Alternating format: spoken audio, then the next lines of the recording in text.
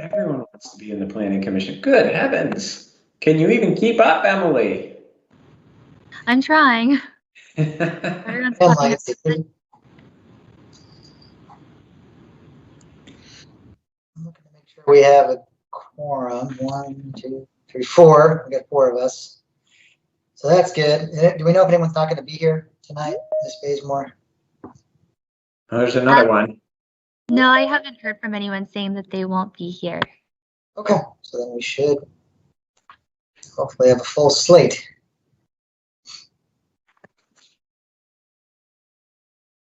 Let's see, Ms. Comont has joined.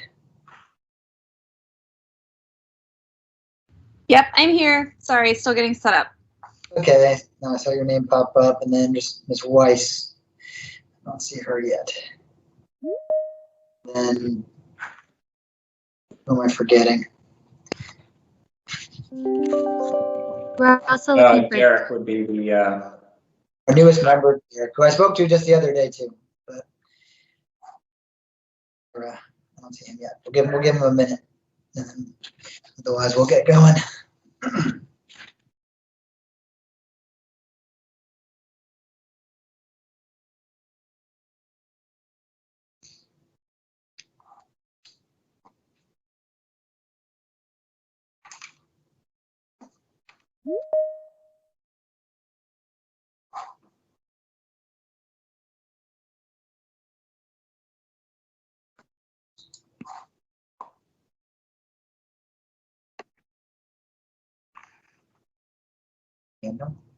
Has he popped up yet? Not yet.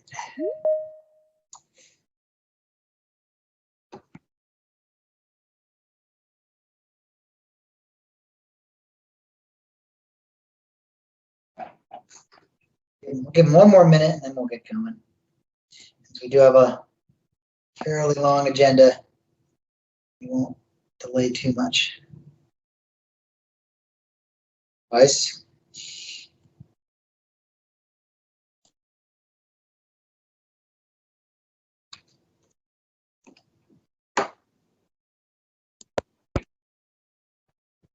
I need a virtual gavel, Paul. You know, I mean, it's not the same when I can't bang something. I don't have a. I could substitute something on my desk here, but that wouldn't look official. We used to have a spare that we traveled with. We'll have to get it to you. Because the council made off with ours when we went into different meeting rooms. Or I suppose you could say they took theirs with them, depending on your point of view. That'll be homework for staff by the time we get back in person. Is that we need a new gavel.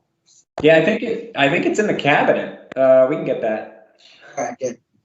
And I don't see Mr. Hirey yet. Hopefully he will join us eventually. I did speak to him the other day, so I think he's going to be here. But anyhow, within the interest of time, since we have a long agenda, we'll get going. So I'll officially call to order the Wednesday, July 21st, 2021 meeting of the City of Falls Church Planning Commission. I will read the virtual meeting stuff, but let's first call the roll. Make sure we know who's here. All right. Chair Krasner. I'm here. Mr. Stevens. Here. Ms. Teets. Here. Mr. Puentes. Here. Ms. Weiss. Here. Ms. Colmont. Here. And Mr. Hira. All right. Yet, hopefully he will join us. So that's 6 of us, so we will get going. So first I'll read the required virtual notice meeting notice. The meeting for which this agenda has been posted will be held pursuant to and in compliance with the Virginia Freedom of Information Act, section 2.2-3708.2, and state and local legislation adopted to allow for continued government operation during the COVID-19 declared emergency. All participating members of the Planning Commission will be present at this meeting through electronic means, and all members of the public are welcome to view the meeting at www.fallschurchva.gov/PC and on Falls Church City Television, which you can view on Cox Channel 11, RCN Channel 2, and Verizon Fios Channel 35. Public comments are accepted virtually. Those who signed up to speak via the meeting. Those who attempt to speak will do so via the meeting video platform. In order to do that, to speak on a public hearing item or provide general comment, you would have needed to complete a speaker form at www.fallschurchva.gov/public comment before noon of today, the day of our meeting. Following submission of that form, you will have received an email instructions on how to join the meeting. Written comments sent in advance of the meeting are accepted at our email address, which is plan, PLAN, @fallschurchva.gov. Those are accepted until noon on the day of the meeting. And if any are received, they are sent to the Planning Commission and summarized at the meeting. And so with that, we'll go to adopting tonight's agenda. Discuss this agenda with Mr. Stoddard. No concerns on how it's listed. It's mostly work sessions tonight that will keep us busy. And so with that, unless anyone has any other opinions on the order, I'll look for a motion to adopt the agenda. So moved. By Mrs. Weiss, second by Ms. Teets. Any discussion? If not, roll call vote, please. Chair Krasner, Yes. Mr. Stevens, Yes. Ms. Teets, Yes. Mr. Puentes, Yes. Ms. Weiss, Yes. Ms. Colmont, Yes. Mr. Hyra. Yes, can you hear me? Yes, we can hear you. Sorry for being late. I just had a little trouble connecting, but no, I'm please. here. Oh, Yes. very good. Glad you're with us. All right. Well, then the agenda is adopted as published. So we'll proceed. Number 4 is our speaker series. We have none. I know we have one that's kind of hanging out there that's been moved around based on our availability and our schedule, but hopefully we will get back to that as time allows in a future meeting. The next item, receipt of petitions for any items not on the agenda. Do we have any such petitions, Ms. Bazemore? No. Just checking. Then we will move to our action items. The only action items are the adoption of last meeting's minutes. We're so efficient now. I don't know who gets the credit for that. Maybe Ms. Bazemore for getting the minutes done so quickly. But that is our only action item. Does anyone have any comments on the July 7th minutes? I looked through them. They looked pretty accurate. We were kind of going all over the place in some of our discussion about the outdoor dining, and I think it's generally captured there. So unless anyone has any comments or corrections on the minutes, I'll look for a motion to adopt those. So moved. Fuentes. Moved by Mr. Puentes. Then second. Second. Ms. Comont. By Ms. Comont. And any discussion? If not, then a roll call vote, please, Ms. Bazemore. Chair Krasner, Yes. Mr. Stevens, Yes. Ms. Teets, Yes. Mr. Puentes, Yes. Ms. Weiss, Ms. Colmont, Yes. Mr. Hyra. You're muted, Mr. Harris. Man, I'm having problems with technology today. Yes. I approve the minutes. All right, so those meeting minutes are adopted for posterity. Moving right along, number 7 is our information items. I know it's the summertime, sometimes things are quieter, but in this town there's always something going on. Does anyone have any planning commissioners reports they'd like to share? I see a hand up, and that is Mr. Stevens. Yes, I attended the July 14th Architectural Advisory Board meeting, and they had a couple of items that dealt with the Broad in Washington, but I'll hold off on those until we get to that item. But I did want to mention one other item that came up in the course of the discussion, and this is kind of mostly for staff.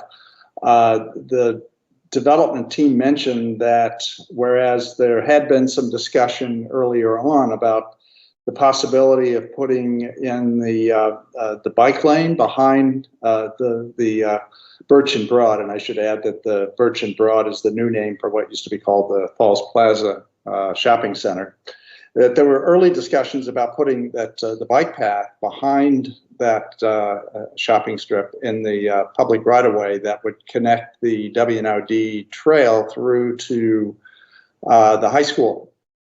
And of course, that's pretty important as far as enabling more students to bicycle to school.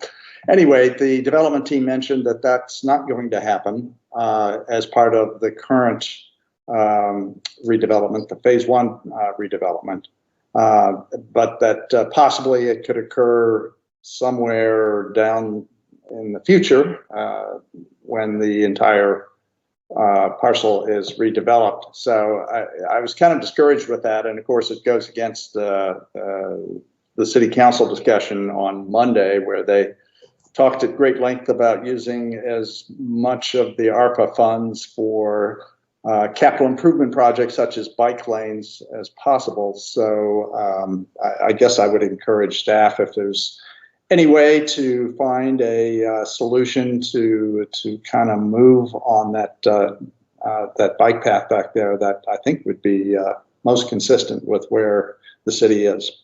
And that's it.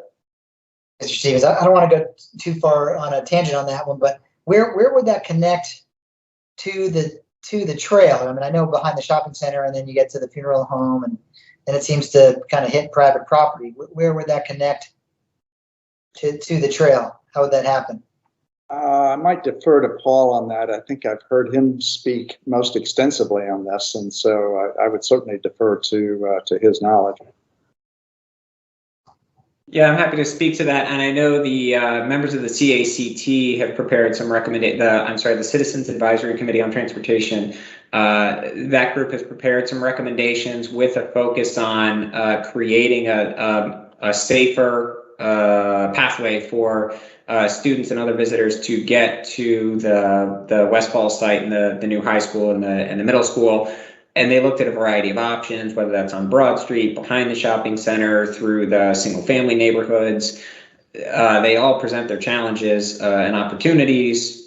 Certainly, the city's bike master plan calls for creating such a route. In the bike master plan, conceptually, it's laid out to use that space at the back of the property that's being mentioned, the service alley for the Falls Plot, the Broad and Birch. And then finding a way through further negotiations to get some sort of access easement that could get you possibly into the West End Park, behind the car wash, and then you would find your way into the WNOD and the rest of the trail network there.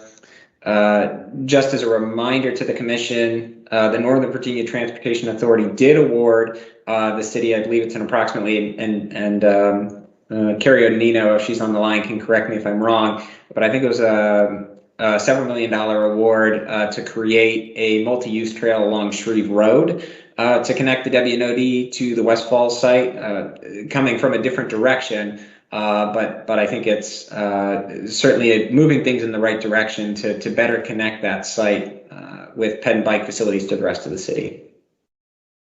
Okay, no, thank you for that, Mr. Stoddard. Yeah, I don't want to spend too much time on that, but obviously there probably are ways. I mean, if you look at the properties, the way that there's some gaps and some open areas that could lend themselves to that. But anyhow, well, something we'll save for a future discussion. I think Mr. Puentes, your hand went up next. Just to let folks know, the third and final Affordable Housing Forum, sponsored by the League of Women Voters and the Citizens for a Better City, is taking place on Sunday, July 25th. It's a good panel. Members of the Housing Commission, Alexandria Affordable Advisory Committee, James Snyder from the Planning Department's there. So just for your calendar. Thank you for that, Mr. Puentes. I agreed. Worthwhile to attend that or listen to that if you can. Mr. Hart. Yeah, I just wanted to open up a little bit of a discussion to talk. We got an FYI information about the West Falls Church CDA, the Community Development Authority, that's being proposed. There was a first reading, I think last week at the City Council.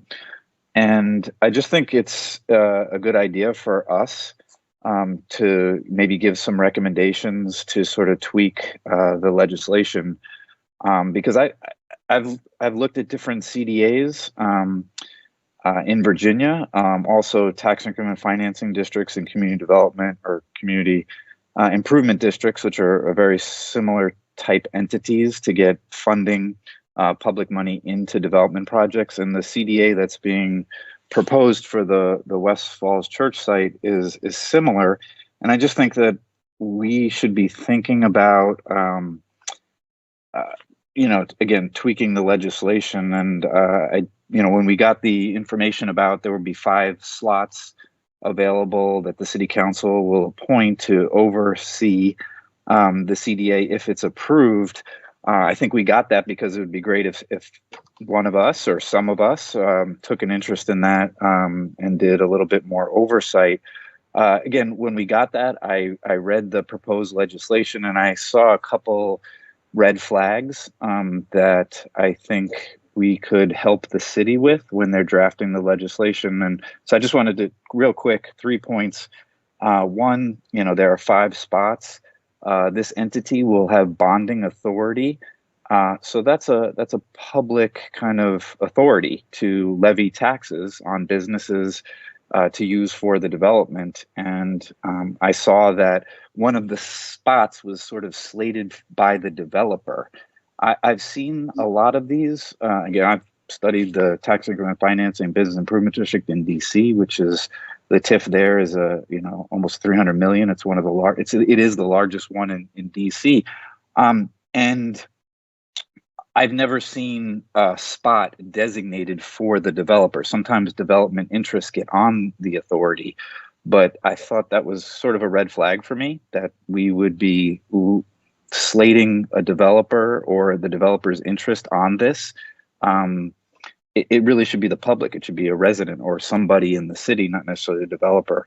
The other part is that it says the intent was for 15 million to be raised and bonded and then maybe put into the development. Once this thing is created, it's out of the control of the city somewhat. The authority can bond and do whatever they want, and to a certain extent. So we might want to think about recommending that they put a cap up to 15 million can be bonded, not an open checkbook in a sense. And the last thing, I know there was some affordable housing components put in. I heard on the last reading that the developer came back to the city and asked to tweak the affordable housing components.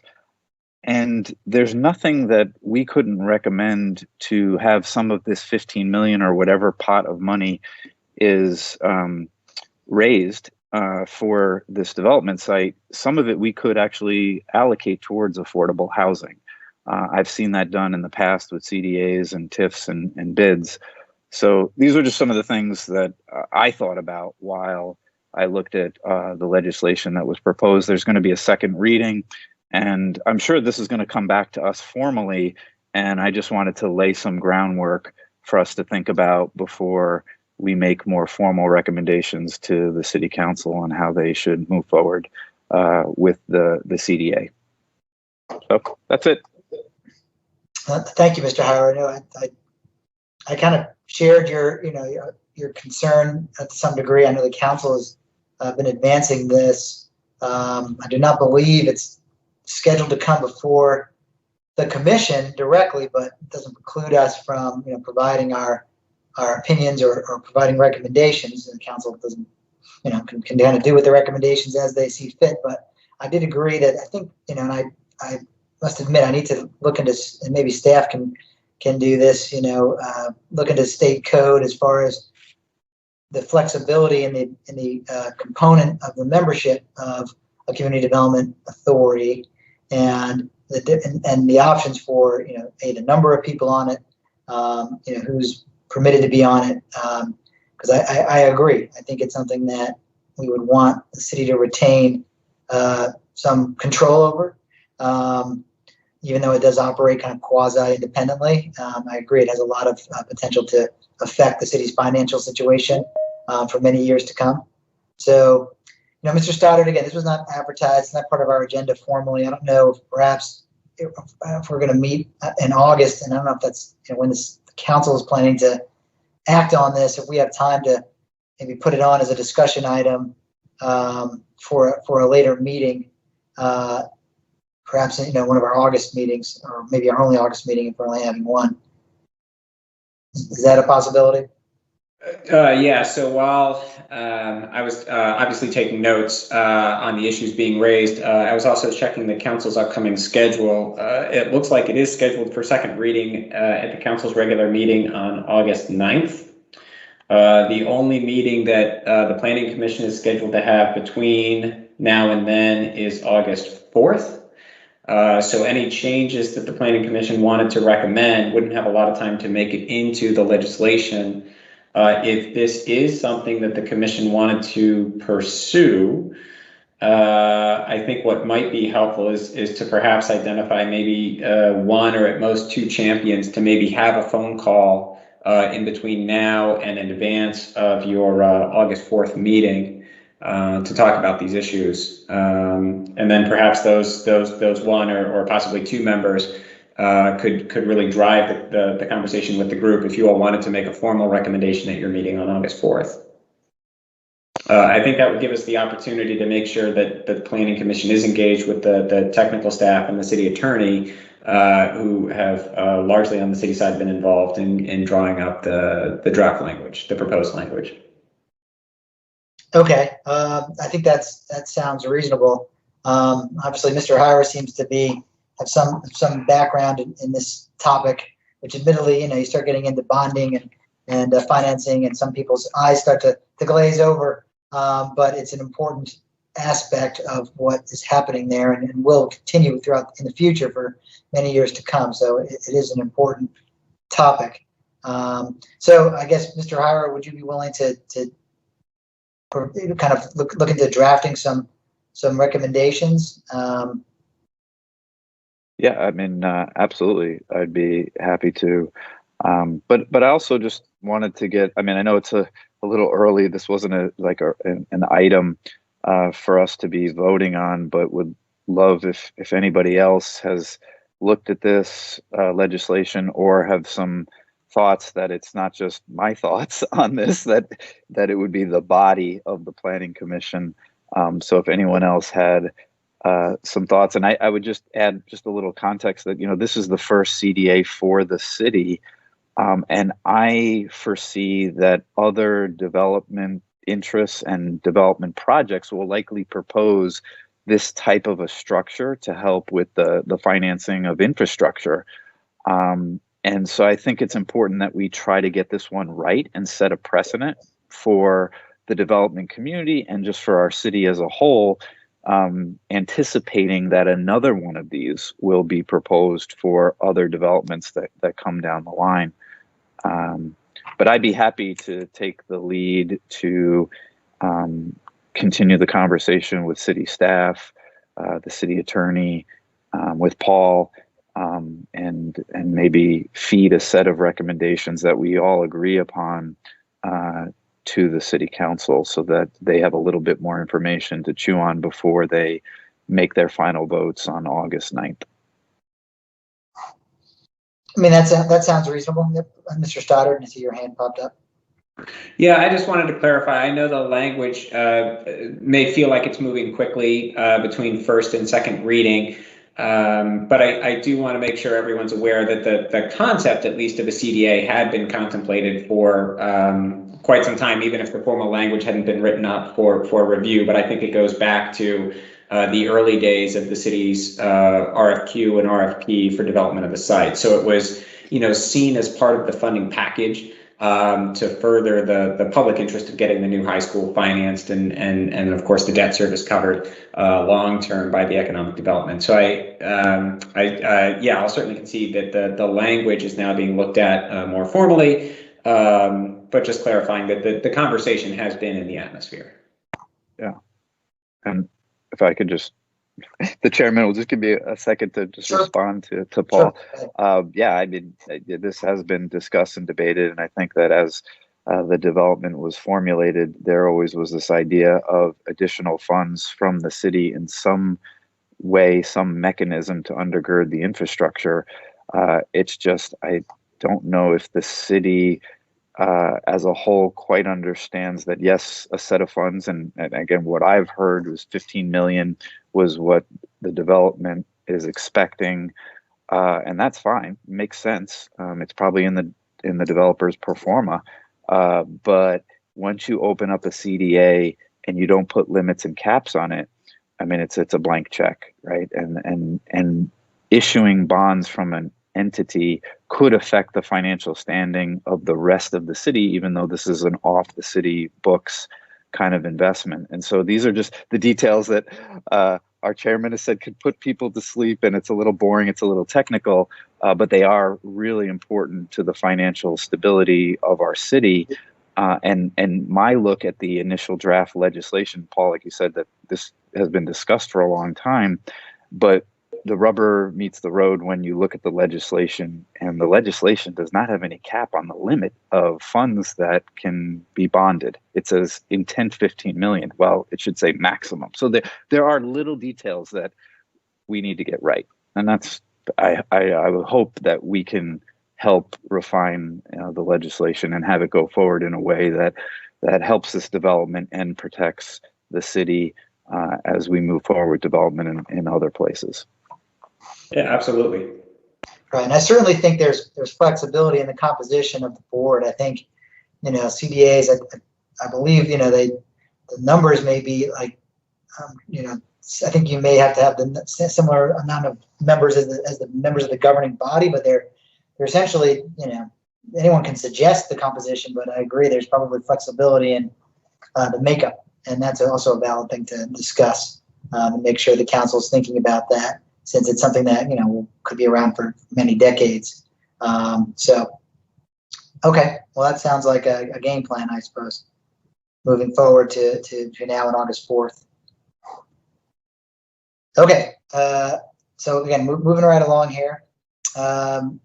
If there are no other planning commissioners reports, Mr. Stoddard, we took a little more time on that probably than you had anticipated, so can we have an ever so brief director's report? Of course. Thank you, Chair, members of the commission. The no written report tonight. As usual, I do want to just talk through upcoming items that are on the look ahead for your agenda. August 4th, and we'll talk about this when we get to the work session on this as well, but you all are scheduled to make a final recommendation on the SEE as amendment, as well as the SESP application that's before you as a work session tonight. That's advertised as a public hearing. And the appropriate notices have been sent to the neighboring jurisdictions. I think per the discussion tonight, we'll probably add an agenda item to this so that you all can make your formal recommendations on the CDA language. You don't currently have anything scheduled for your second meeting in August. So if the group wanted to explore a recess for the second half of August, that could be explored. Just as an FYI on that, Chair, you mentioned looking for another date for the speaker series that we've bounced around for, and August 18th was considered a possible date. I don't know if you'd want to schedule that if it was the only item, or if you would want to look at a later date for that. I think if that was the only item, especially for the second half of August, it might be good to give people an August break, so to speak, if that was the only item. So I would say if that's the case, look for something in the fall, in September or October as it allows. Okay, happy to do that. And then just news on development applications. I don't know if anybody caught it, but the council did hold a work session on the resubmittal of the Founders Road 2 materials at the southwest corner of West Broad and Southwest Streets. As with any work session, there was a variety of feedbacks and direction provided by council. I think probably the next public appearance of that plan will be the developer hosting a community meeting. it'll be a developer-hosted meeting, so I'm not firm on the date yet, but I would expect that to be sometime in early to mid-August. And we've asked that they keep staff informed of that meeting date, and I can certainly forward that to the commission if anyone's interested in attending that meeting that the developers hosting. And then otherwise, just in internal news, planning staff and economic development staff resumed our quarterly advances, as we like to call them. So most of us were off-site today over at the Virginia Tech was very kind to host us in their center at Ballston, which is a wonderful building if no one's seen it. And we were talking a little bit about this transition back from remote work into in-person work. And then we were also talking a little bit about what the planning staff thought ought to be on the city's sort of 5-year horizon. We've got a 2040 vision that talks about long-term. We've got a council work plan and budget that talks about immediate term. So we were putting our heads together about what do we think would move the city along towards its 2040 vision over the next 5 years. As with all our advances, we'll put together all our drawings and our notes and our sketches, and we'll get that out in a report out to the Planning Commission so that you all can see what we've been talking about. Very good. And that concludes my report. Great. Thank you, Mr. Stoddard. Actually, we're right on schedule based on your timeline. Look how we did that. Okay. Well, then that brings us to our work session items. We have no other action or information items today, so the meat of the meeting is all backloaded here in the work session. So the first item, which again is listed, I don't know, the title maybe is not the most accurate title about what this item is, but this is the special exception site plan and special exception amendment related to the West Falls Church project. And I believe we will start with a staff presentation. Correct. So I'll go ahead and introduce the item before I turn it over to one of the case planners on the project. Ms. Keita Ruzzi is with us tonight. Fortunately for Carly, she has the night off. Let's see. So just to introduce this item, this is before you as a work session item. As I mentioned in your look ahead, this is scheduled for your all's recommendation to council at your next regular meeting, August 4th. As described in the request block there, beginning on line 4 of the staff report, the item under discussion is a requested increase in the building square footage for the senior housing building from 225,000 square feet, which was previously approved in the SEE, special exception entitlement, up to 260,000 square feet. Before I turn it over to the technical staff, I just want to provide you all some background on the legislative history and what you all have seen in terms of this application previously. So the site had a special exception entitlement that was approved in July of 2019. You all had made your positive recommendation on that original SEE in June of 2019. In June of 2020 is when the applicant came in with their application for an SESP. Along with that special exception site plan, they had also requested some amendments to the SEE, minor changes in the building layouts, street layouts, and then of course the change in the development area. You all had made a positive recommendation on those applications in April of 2021.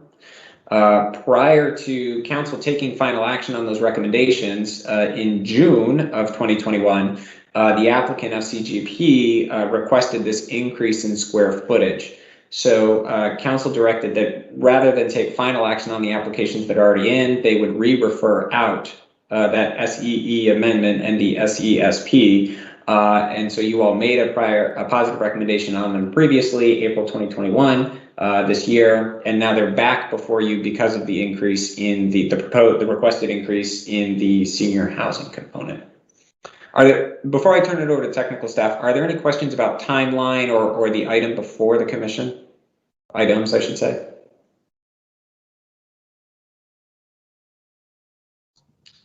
Hearing none, I'll go ahead and turn it over to Keita Ruzzi, who can provide the staff report. The applicant is also online and can provide a presentation after that. Keita? Thank you. Good evening. This is Akita. Like Mr. Stoddard said, I am filling in for Carly Aubrey. Might do a little bit of repeat of what Mr. Stoddard said, but I'll try to cover the summary that was provided to me from the staff report. So since this would be an increase over the current maximum limit set in the approved SEE, it is being referred to the Planning Commission for a recommendation. Additional changes have been made to the application materials as a result of council, commissions, and staff comments in the past. However, the applications are substantially unchanged from what the Planning Commission reviewed in April, with the exception of the additional senior housing square footage. So just a little bit more on background. Sorry, I think I'm getting an echo. Anyway, so on July 12th, City Council referred out a request from FCGP to increase the square footage of the proposed senior housing building from the current maximum limit of 225,000 square feet to 260,000 square feet. The Planning Commission is being asked to provide a recommendation to Council on this request at your meeting on August 4th. This is included as part of the development applications currently under review and anticipated for final action by Council on August 9th. The primary purpose of the additional square footage is to provide for a higher quality of smaller amenity spaces spread throughout the senior housing building, instead of fewer but larger concentrated amenity spaces.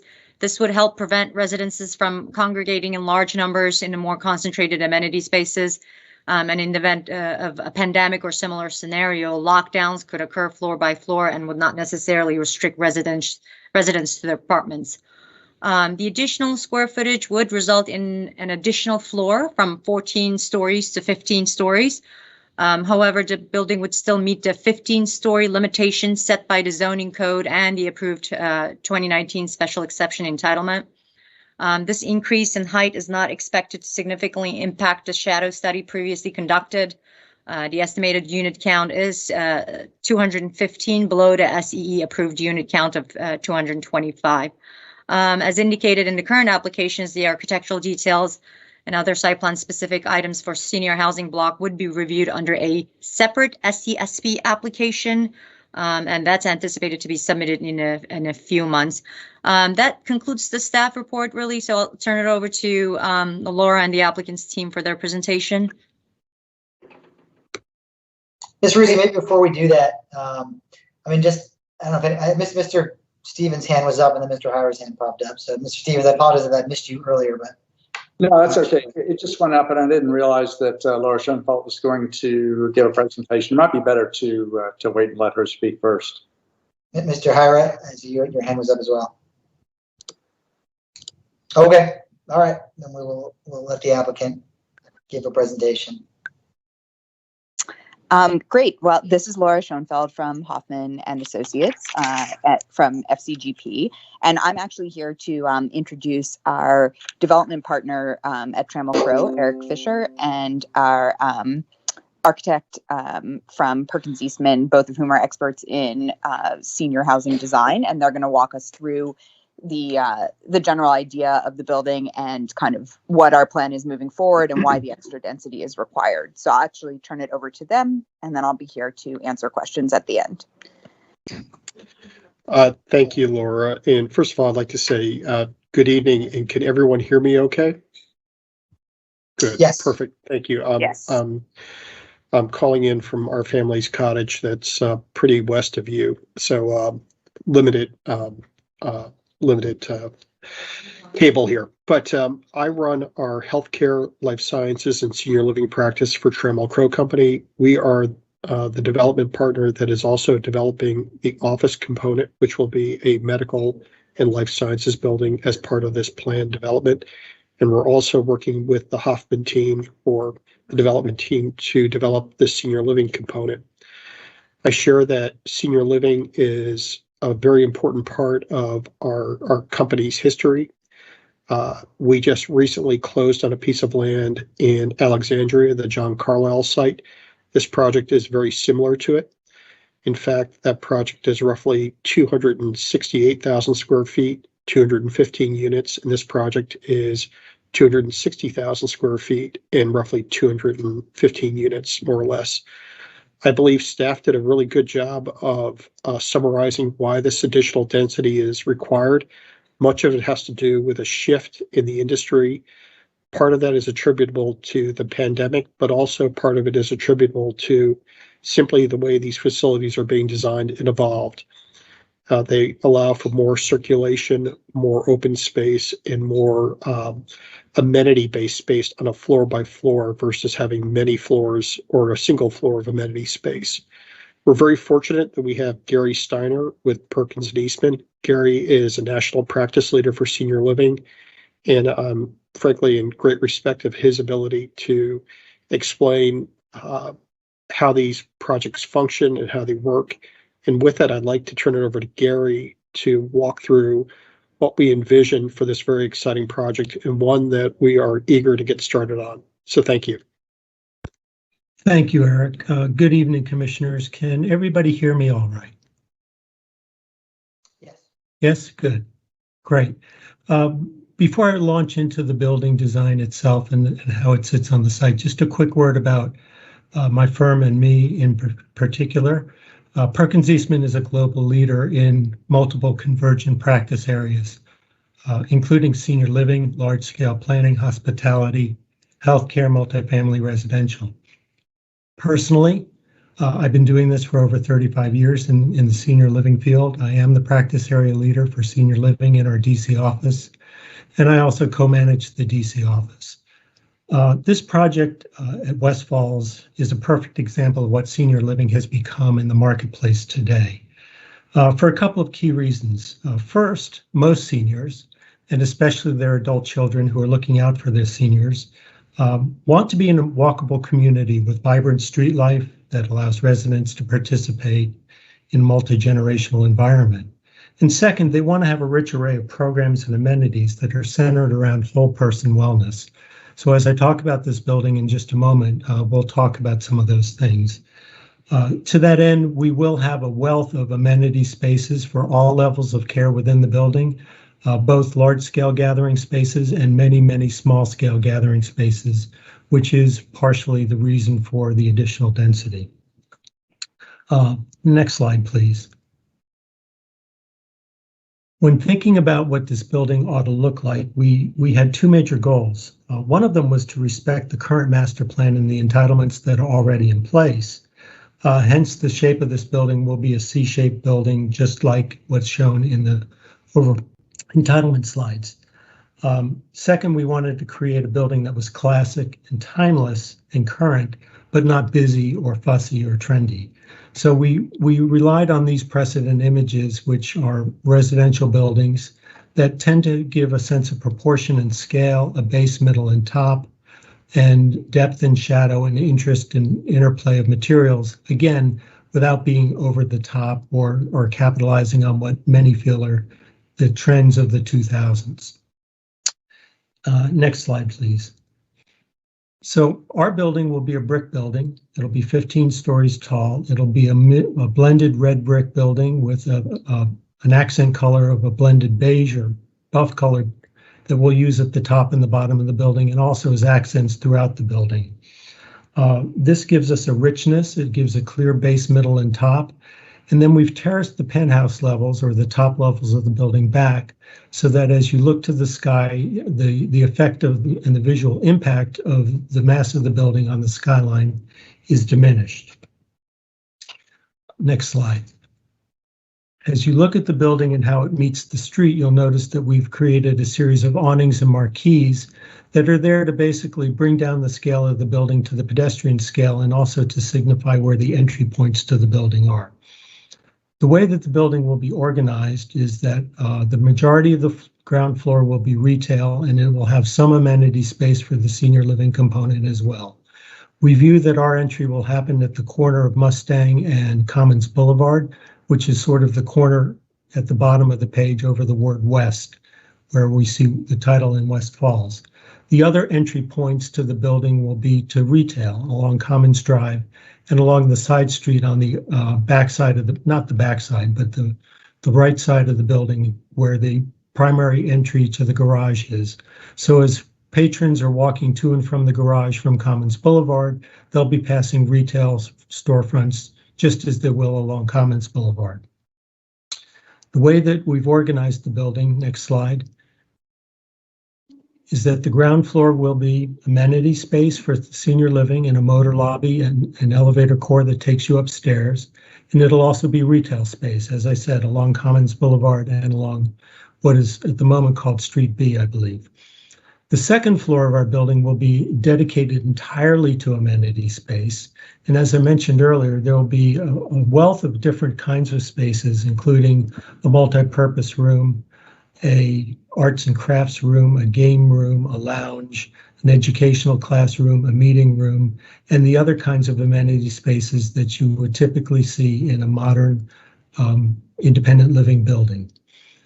There will be small spaces so that small group gatherings can take place, and there will be some larger spaces so in good times we can get the whole neighborhood, the whole community together. The third floor will be dedicated to a secured environment for memory care residents. It will be secured, it will have its full complement of amenity spaces, and it'll be totally self-sufficient. In order to provide outdoor access for the residents of memory care, which is so important to sort of help mitigate their wandering tendencies, we do have a courtyard which is enclosed by three sides of the building. And actually, if I might ask to go back one slide, you can see that courtyard there, which basically sits on top of the roof of the second floor amenity space. So it's enclosed on three sides by the building faces themselves. And then on the fourth side, which fronts on Commons Boulevard, there'll be a decorative screen wall and arbor so that residents will be safe and secure, but be able to get outside. On the fourth, fifth, sixth, and seventh floors, we will have assisted living. We can go back to the stacking slide, please. Thank you. We'll have 4 floors of assisted living. They'll be almost entirely identical, and each one of them will have its own self-sufficient complement of amenity and support spaces too. In assisted living, where everybody eats together, we found that one of the best things that you can do to ameliorate the spread of infectious diseases is limit the amount of people who get together at mealtime.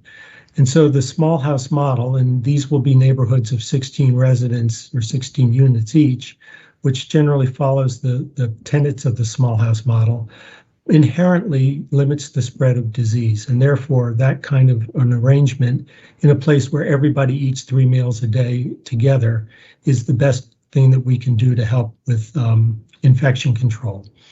Above the assisted living floors will be 8 floors of independent living units, which will be in a variety of unit sizes from 1 bedrooms up to 2 bedrooms and dens. And then on top of that, we will have a mechanical penthouse, which is an unoccupied space. So that gives you a little bit of an understanding of how we intend on arranging the building. As I said, it does generally mimic the earlier approvals. So the form of the building, the C-shaped footprint, fits nicely with what was approved in the past, and we feel like that's appropriate for this site. So I'm going to turn the floor back over to Laura, and then I guess it will be questions. Thank you.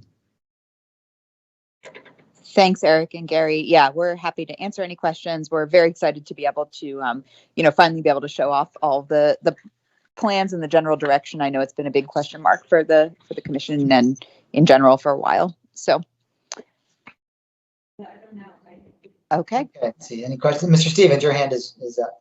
Yeah, thank you for the presentation. I think it kind of touched on what I was going to ask about, but I did want to just pursue a little bit more just to make sure I understand. On the larger amenity spaces, it sounds like there'll just be fewer, but you're not proposing to eliminate them entirely. So I was kind of thinking along the lines of if you had an area where plays could be performed or musical concerts that would be of interest to, as many residents in the building as possible, but it would be, kind of unfortunate if concern over pandemics were to totally eliminate such spaces. But it sounds like on the presentation that won't be the case. There'll just be fewer of those larger amenity spaces, but there still will be some. Did I get that right? I think really you've got it pretty close, sir. We will have all the same larger amenity spaces that we always would and still do. We have more smaller spaces in addition. Is there any additional detail that you could provide on what the composition of those amenity spaces, the smaller amenity spaces at each floor would be comprised of? Well, there will be activity rooms, educational meeting rooms and those kinds of rooms, but smaller rooms generally in the neighborhood of 300, 400, 500 square feet where small groups can gather, but not large ones. Good. Thank you very much. Okay, Mr. Howard. Yeah, I want to say to Eric and especially to Gary, thank you for the presentation. I'm sort of new in terms of looking at the specific details of this site plan, and you definitely gave me some greater clarity on at least one component on what you're trying to do. I have a question just about sort of finances here with the project, and I mean, an additional 3,500 square feet. I mean, that's a pretty big bump up in density. I understand that you're not putting in, it sounds like, any more units. You're sticking to the 215 units. You just explained that you're adding amenities. And I'm wondering what this does to the financing of the project. I mean, is this allowing you to have greater amenities, thus you can charge more for the people who are coming in? Or is this just something where you think it's like something you need to do just to fill up the space? And again, my understanding is when you ask for greater density, you're typically going to give back greater public benefit. So you have this second floor amenity area. Is that something that Falls Church residents can utilize, or is this development contributing more to affordable housing in some way? Like, so if you could explain, if you're getting the additional square footage, what's the advantage for this development deal, and what is the advantage for the city as a whole? Thank you. Sure. So, well, I appreciate your question, and let me step back and before I start to frame a response, Laura, if there's anything that you would like to add, or if you'd like me to take the lead on this, I'd be glad to. Yeah, why don't you take the lead, and then we can also, I think, Paul and Nikita and I could talk about how this conversation has gone in the council to add on to anything. Sure. But So what I share that we're doing approximately 11 senior living projects we have actively in development right now. And the model that Gary Steiner with Perkins and Eastman just shared with you is one that is very successful for us. And it is one that is representative of what the market requires now related to the ratio of rentable units or residences to the amount of amenity and support space to allow for an enjoyable, thoughtful, and compassionate lifestyle. So those are things that are very critical for us for this project to be successful. When we first looked at this project, at the smaller square footage, it just didn't make sense for us, even though the unit count was roughly the same, because we couldn't support the level of amenity and support that's required within the industry, at least the way we see the industry today and our operators see the industry today. So from our perspective, this is a project that is both financeable and very viable. So it'll be a vibrant, successful project for the very long term, and hence will contribute to the greater good of the community. Related to the amenity spaces within this building, I think it goes without saying that many of our operators they're integral parts of the fabric of the community. So there is collaboration with local merchants, there is collaboration with local restaurants, there is collaboration with the school. So much of that amenity space over time gets incorporated in a level of just part of the fabric of how these residences function. So that too ensures the viability. I think what's important to note is that the unit count has stayed the same, but as Gary Steiner with Perkins and Eastman noted very well, is that we're just supporting in servicing this building in a more thoughtful manner that allows for it to be more successful longer term, and to allow for that collaboration space to be used in a very thoughtful way, not only for the community, but more importantly, for the viability and sustainability of the residents. So with that, I'll turn it back to Laura or Gary if there's anything that you'd like to add to what I just shared.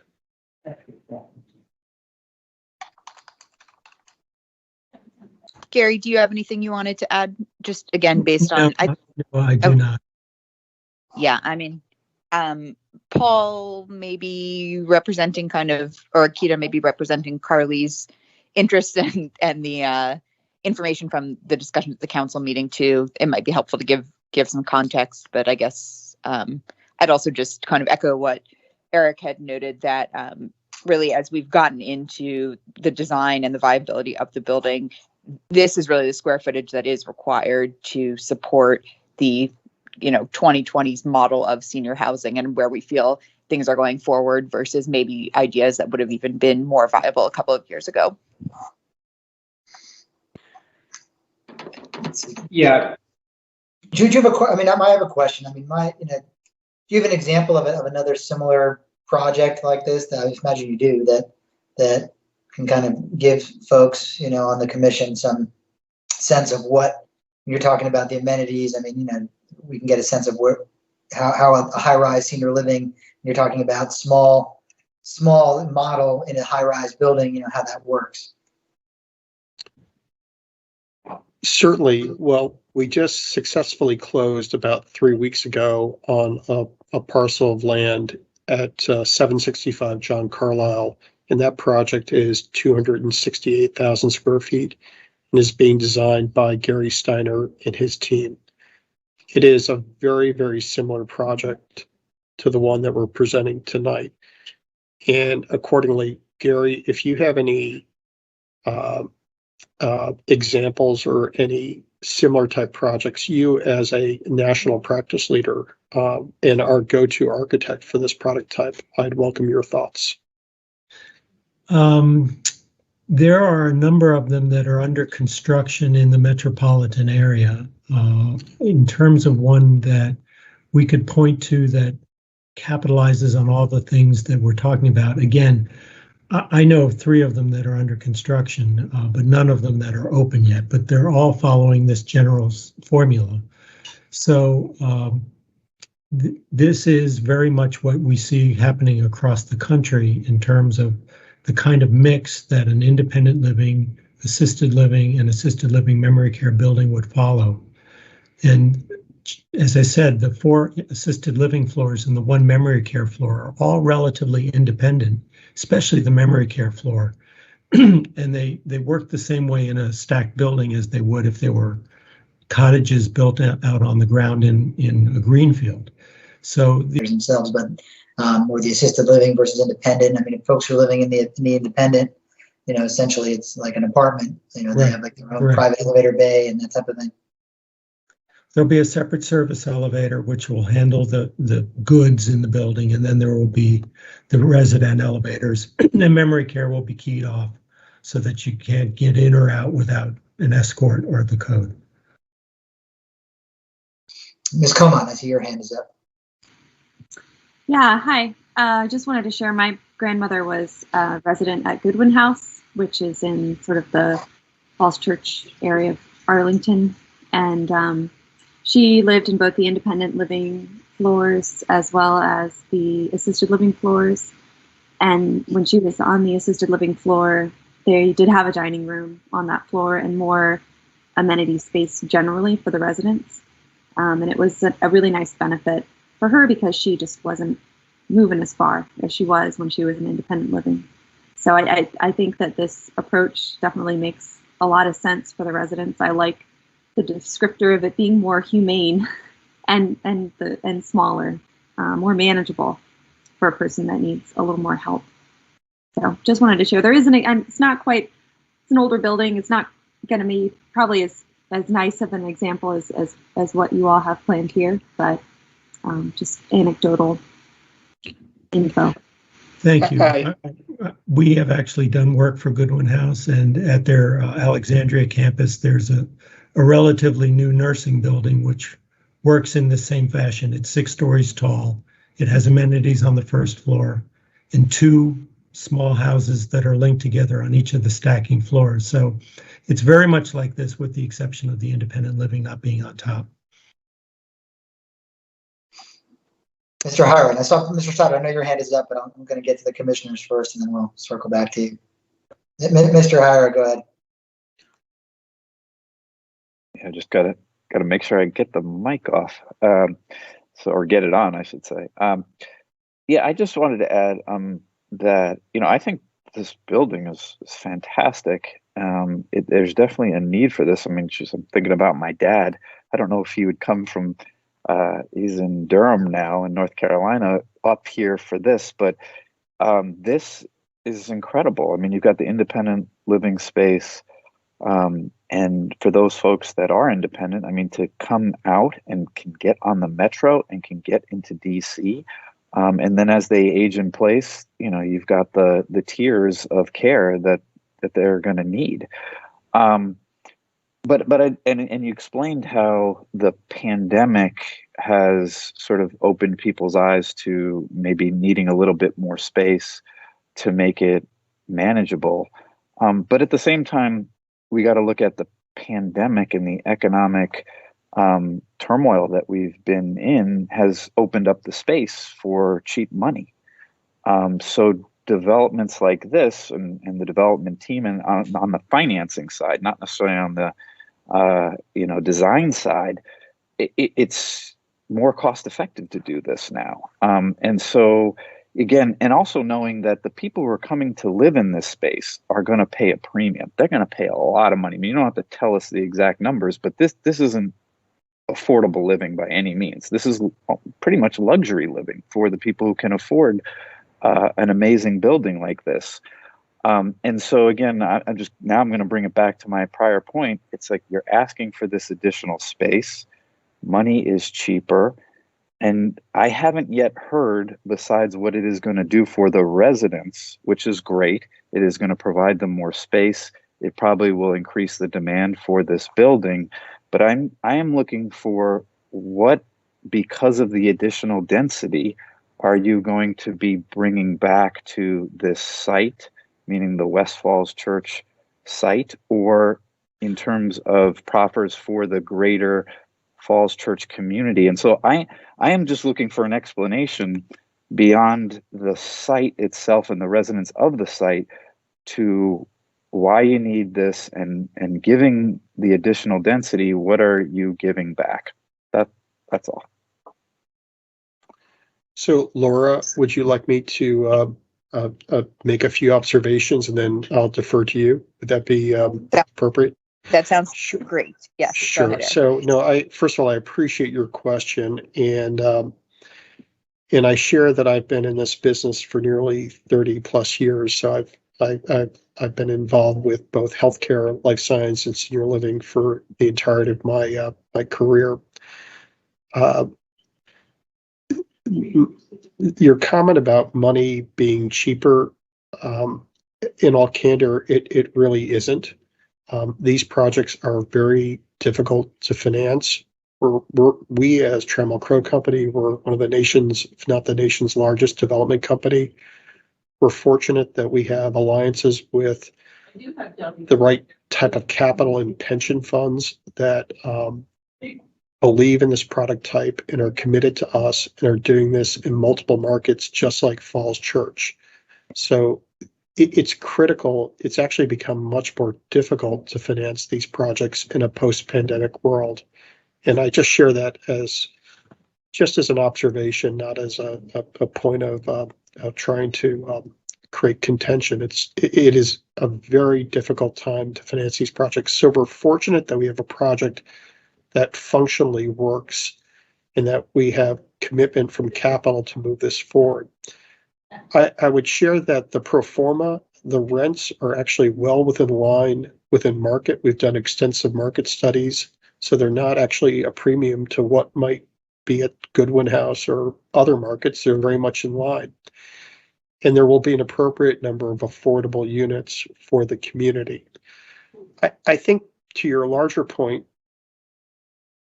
and this is where I'm going to hopefully try to take more of a macro viewpoint. This is a project that has to be sustainable not only for the first 5 years, but for the next 25, 30 years. And it's a model that having this uniformity of floor plate and the ability to have greater amenity space doesn't necessarily result in higher rents. It functionally results in the sustainability of the project long-term, the viability of the project. And accordingly, that is a very important part for the greater development.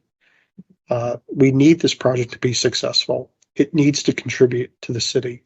It needs to contribute to the community. And that's what we endeavor to do with this design. Laura, I'm going to turn it back to you if there's anything I might have missed or any other issues that you'd like to address. No, I think, Eric, you really covered it. I think it's just kind of taking what you said about the viability of the project kind of one step bigger to the entire project. Is each piece of the project is essential to make the whole project go forward. If something doesn't work, the whole 9.5 acre project can't really move forward. So yes, we agree that it's an extremely difficult financial financing situation now, even though that's not really what you're seeing in the news. And then a lot of other challenges with building costs, with all kinds of other things that just post-pandemic, we were hoping things would be easier, but again, they've gotten much more difficult. So I think just echoing your observations on the full scale of the project. Thank you. Ms. Weiss, your hand has been up for a while. Yes, thank you. I just have a question about the retail. And I was wondering if you could talk about how this building and the seniors living in it, how this building kind of connects with the broader space, in particular the high school. I'm just thinking about high school students walking home in the afternoon and, wanting to take advantage of coffee shops or whatever else is, in this development. And I'm also thinking about my own grumpy grandfather who didn't always want to be around teenagers. So can you talk about how this building connects in a way that makes everybody happy? Certainly, I would be glad to. We envision the street level retail to be a vibrant part of the overall streetscape and the community fabric. So Laura can certainly address the type of retail that we envision in this very important component. I can share that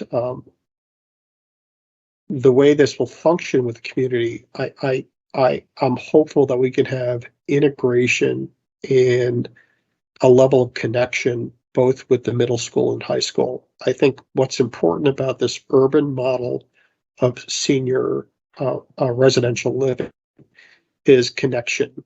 And that's what we endeavor to do. We've done it in multiple markets throughout the US. And it's one where I can envision multiple programs, both with the high school and multiple programs with the middle school that will involve some level of collaboration, whether it's music events, whether it's theater events, whether it's artist events. All of those things are envisioned with this project. So this will not be an isolated part. It'll be an integral part of the fabric of the ecosystem of this market, complemented by the ground floor retail. Laura, if you'd like to address anything related to what you envision or what your team envisions for the ground floor retail, please share. Oh, thanks, Eric. Yeah, we are planning for the ground floor retail to really be part of our overall integrated program. So when you experience the ground floor retail here, you won't really notice that above it is a senior building versus the condo building, for instance. So in our merchandising plan, we also still have restaurants, some of the more secondary service retail. All of those pieces are still planned for this space, and it will feel vibrant and contribute to the energy surrounding the commons. And I think to the grumpy grandfather example, some senior housing has that I've seen more urban models, but it will have a lot of the senior amenity spaces on the first floor. So like it looks like a coffee shop, but it's really mostly for the seniors. Again, that's really what's happening on all these different amenity spaces we're going to be having. So it's a typical retail experience on the ground floor. So I think that will help. And then the discussion about integration, we're just really excited to be able to bring all these different age groups together in a way that I think is going to be really meaningful. So just to emphasize what Eric just noted. So, Okay, Mr. Stoddard, I guess now we'll get back to you. I apologize. No worries. Not a question. Well, I guess it is a question. If the commission's interested, I know there were questions about the ADUs and the mix and the latest on the negotiations between council and the applicant on the mix. I'm happy to walk the commission through the analysis that was included in the staff report if you all would like. Sure, go ahead. Okay. And I apologize for pausing the presentation, but I do want to make sure everyone's got the latest information. Ms. Bazemore, are you able to bring up the first attachment to this item? It was the council report itself. And if you could jump to line 149.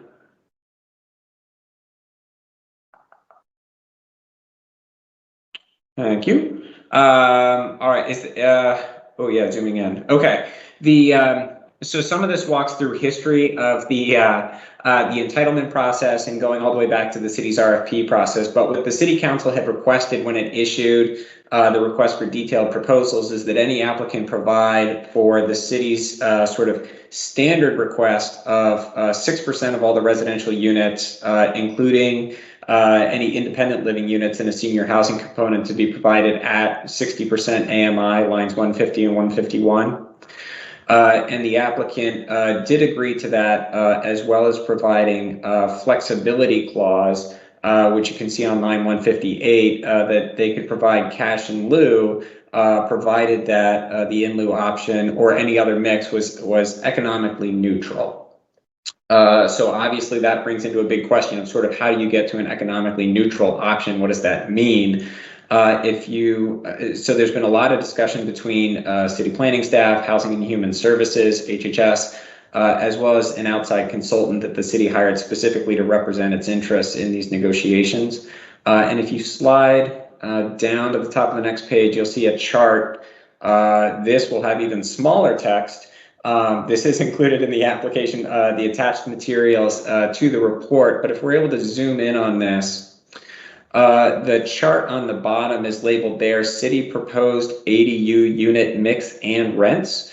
And so what the chart on the top is the baseline of 6% of all units at 60% AMI. And then that's been rejiggered to be consistent with that economically neutral guidance from the city's offer letter. And what it did was try to get to larger units and lower AMI units. And so you can see that this gets down to, instead of 6% of the units, 4% of the units, the lowest most number in the table. But to compensate for that, if you can find the AMI column that's roughly in the middle of the chart, you can see it's stretching down to much lower AMIs. In addition to this, there's also a cash in lieu offer. And I'm going to reference the notes I have here of approximately, instead of taking the affordable units themselves in the senior housing building, what city staff has recommended is taking a cash in lieu option of approximately $230,000 per year annually, plus a 3% escalation.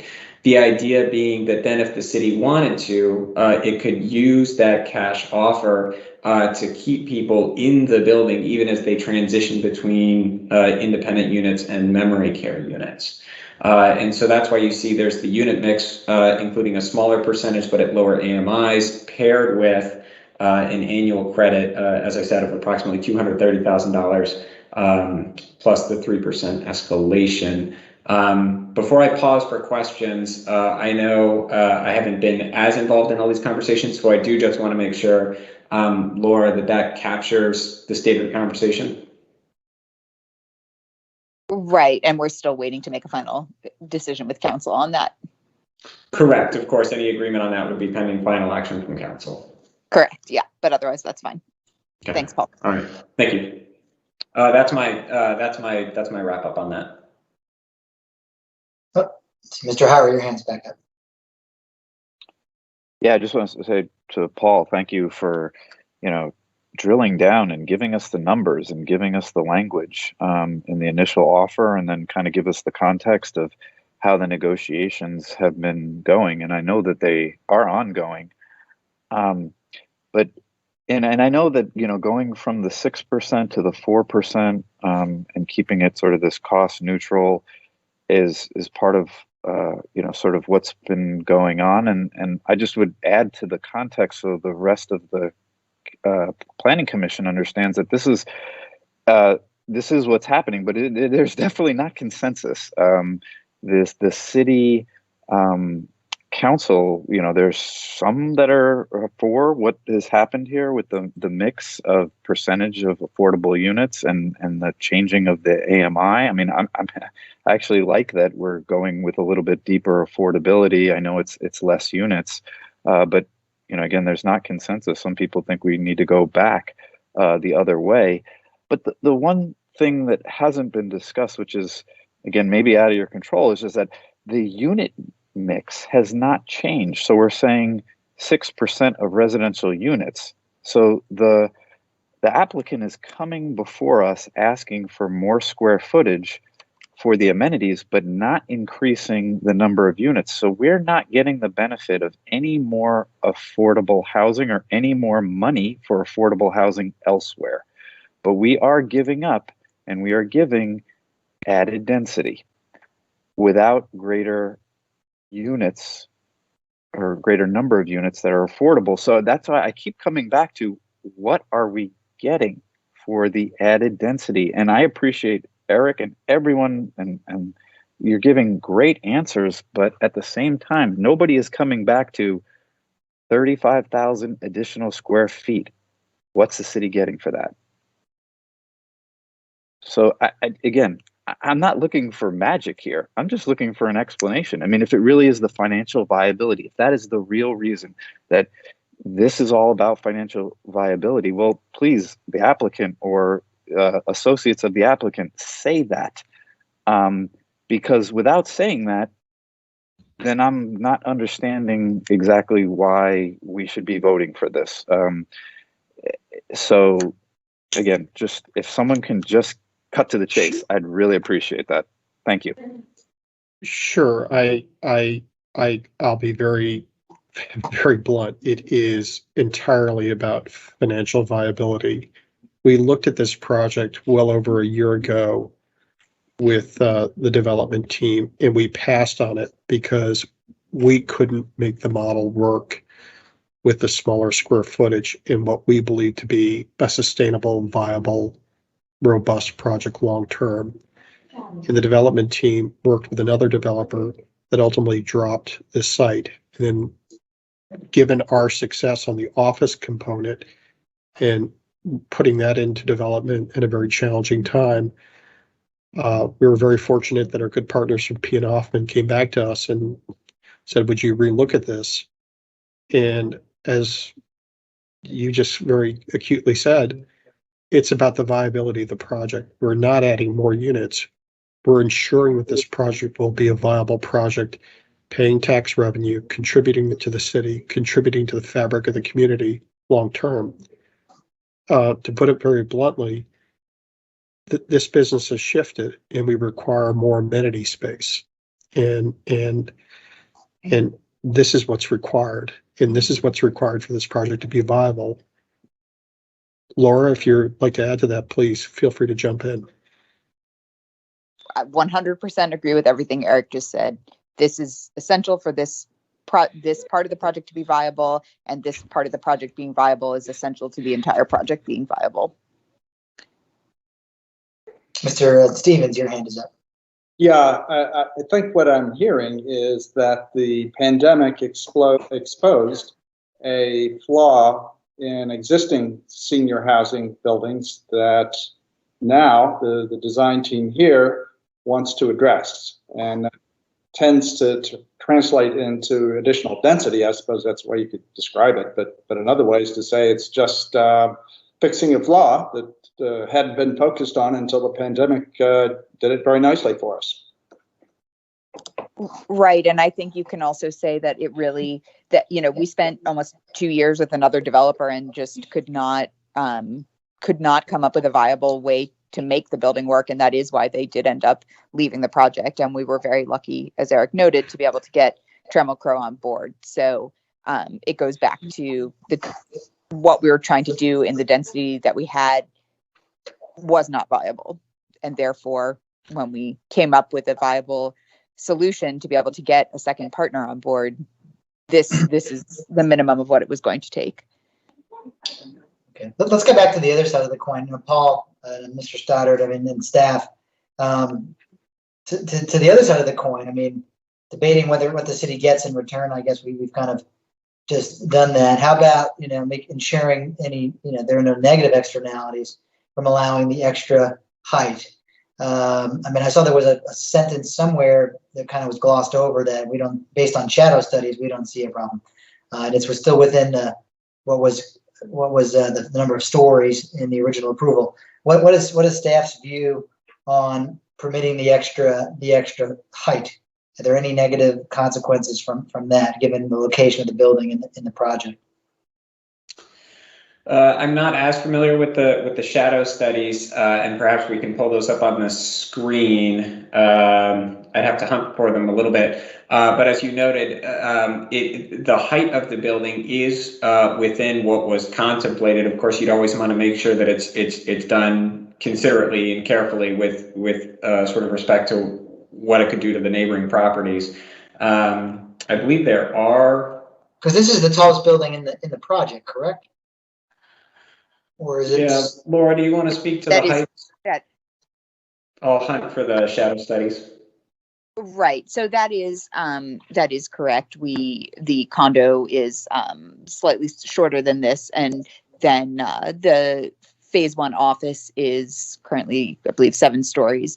Again, the office is phase 1 and potential phase 2, and all of this condo, phase 2 condo, and the senior are all allowed to go to 15 stories. So this would be the only building that we are exercising the maximum. Although it was approved in the SEE for multiple other spaces. At least in phase 1, we'll have to determine, you know, what makes sense in the market when phase 2 is built. But that'll be a separate process we'll work on with you in the future.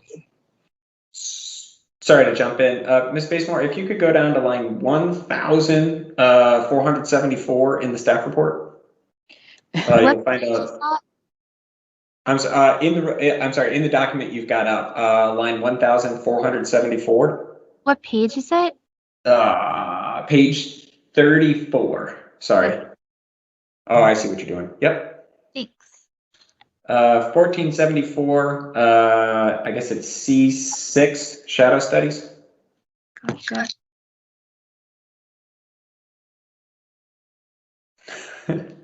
If IT lets you load Adobe. There it goes. Laura, do you want to speak to what's on the shadow studies? Sure. So on the shadow studies, we had contemplated the 14 stories. The building is still in its same location when we had done these shadow studies. So you can see it. I don't know who has control of the mouse, but if you can point out kind of the backwards C-shaped building that's on the right-hand side of the commons. If anybody has the mouse to show. Okay, it seems like maybe nobody has control of that. Anyway, the central spot. Oh, perfect. Okay, so sorry, let me see where the hand is going. Yeah, so if you could just look at that one in the bottom right corner, you have the central spine of the commons. Just to orient everybody, the central spine of the commons. One more. Yeah. Okay. So we have the school, the high school and the middle school on the left, the center commons, and then there's the bigger apartment building. And then above it, kind of diagonally to the right is the senior building. So whoever has the hand, if you can just show where the senior down a little right there. Oh, nope. Too far. Nope. Under That's the parking word garage. now. Next building over. Yeah, that's the senior building. So just if everybody can take a look at that in context. So if there is one more story, again, we're looking at, it's like a 6% addition of height, 6 or 7% addition of height if you're looking at that. So again, it's going to just stretch the shadows out slightly that you're already seeing on that building. So if we can zoom out again, this is looking at spring equinox. Just wanted everybody to know which building we're looking at here.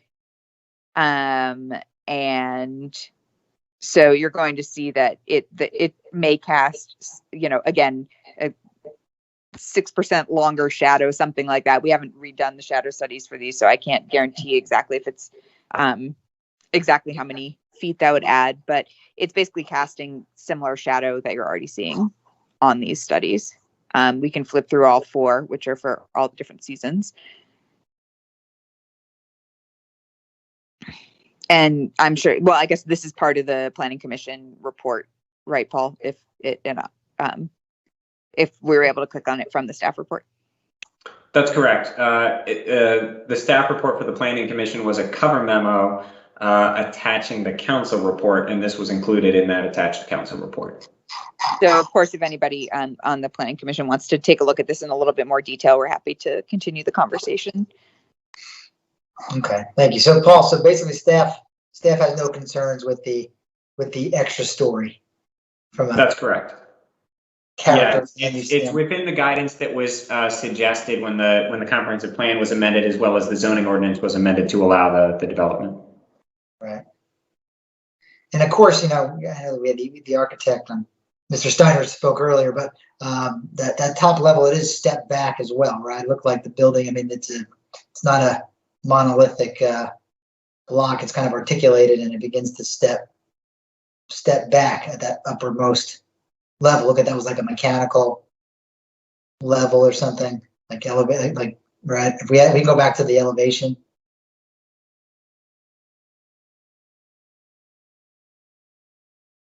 Right, maybe the other view. We had it.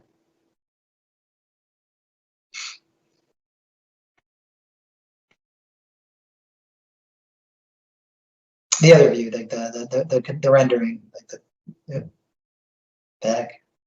There we go. Right. So the extra story is, I mean, it's stepped back. I mean, at that uppermost kind of, it's like a. Was I correct? That's like a mechanical. Yes, sir. You're very much correct. It will not cast as large a shadow at the tip of the shadow as it will at the base of the building. Right. So there's like a penthouse level, but then above that is just mechanical, like the tops of the elevators and air conditioners and chillers and. Exactly. Right. And it's all obviously concealed behind parapet and other stuff, which is something to keep in mind too. I mean, just from a massing perspective. I mean, that does help to mitigate the effect of the height visually speaking. Even if you're walking along the street, or if you're a block or two away, it helps to make it less noticeable. Okay. See, are there any other questions from Mr. Harris? Hands up again. Go ahead, Mr. Harris. Yeah, I don't have a question. It's just a comment. I mean, I know we're in work session. I know the city council, I think, viewed this and got this similar presentation in a work session, and it's coming up for a final vote at our next meeting, and then for city council as well. And I guess my recommendation, though, is to the development team and the applicant is to better articulate the need for this, and also to think about cost neutral adjustments or rationales or things that you can offer, because asking for additional square footage like this and and basically just saying the market has changed, we need to do it, or this isn't going forward.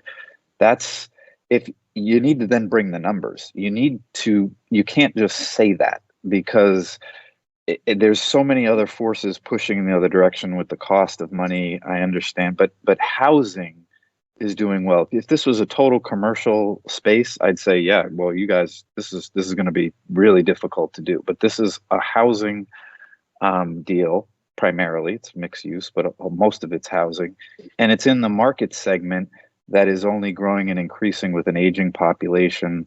You've got an incredible site located to the metro. There are just so many positive things that to come with the market has changed because of the pandemic, we have to do this or we can't do it, it won't go forward.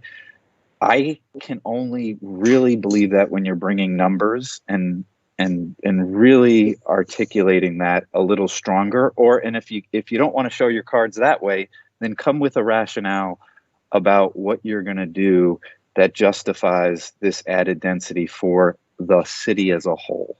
So, it's just to go back and do a little bit more thinking before you do the final presentation to us and to the council. But I do appreciate, I love this building. I think it's great. I think it's going to be a very positive thing for this development site and for the city and for the region. But you can't just come and ask for a lot more and bring nothing to the table. That just seems very odd to me. So thank you. Okay, thank you, Mr. Hara. So with that, I know we still have a few more things to get to on our agenda. I feel like we've shared some comments, and hopefully the development team can take note of that, and in preparation for coming back in 2 weeks for a final recommendation from us, and also in preparation for the council decision on the 9th. So unless there's anything else that anyone else wanted to bring up on this, I would recommend we move on to our next work session item, which is the Broad and Washington site plan. So from one mega city, I call Falls Church mega project to another on the other side of town. We'll go over to that, and we'll also begin with a staff presentation. Sure, and I'm happy to introduce the item before I turn it over for the staff report from Ms. Ruzzi. The item before you tonight, this is your first work session on the site plan for the Broad and Washington project. A reminder to the commission that this is following up on the previous approval the council made of the special exception, which included a conceptual development plan. I think most people know this is the Whole Foods project. This is at the corner of Broad and Washington, the northeast corner of Broad and Washington. As I said, it did have an approved conceptual development plan when the special exception was approved. The staff recommendation has found that it is generally consistent with the CDP, but there are a number of technical items that staff has raised, which are common, as well as specific items that we think should be elevated for Planning Commission's review and direction.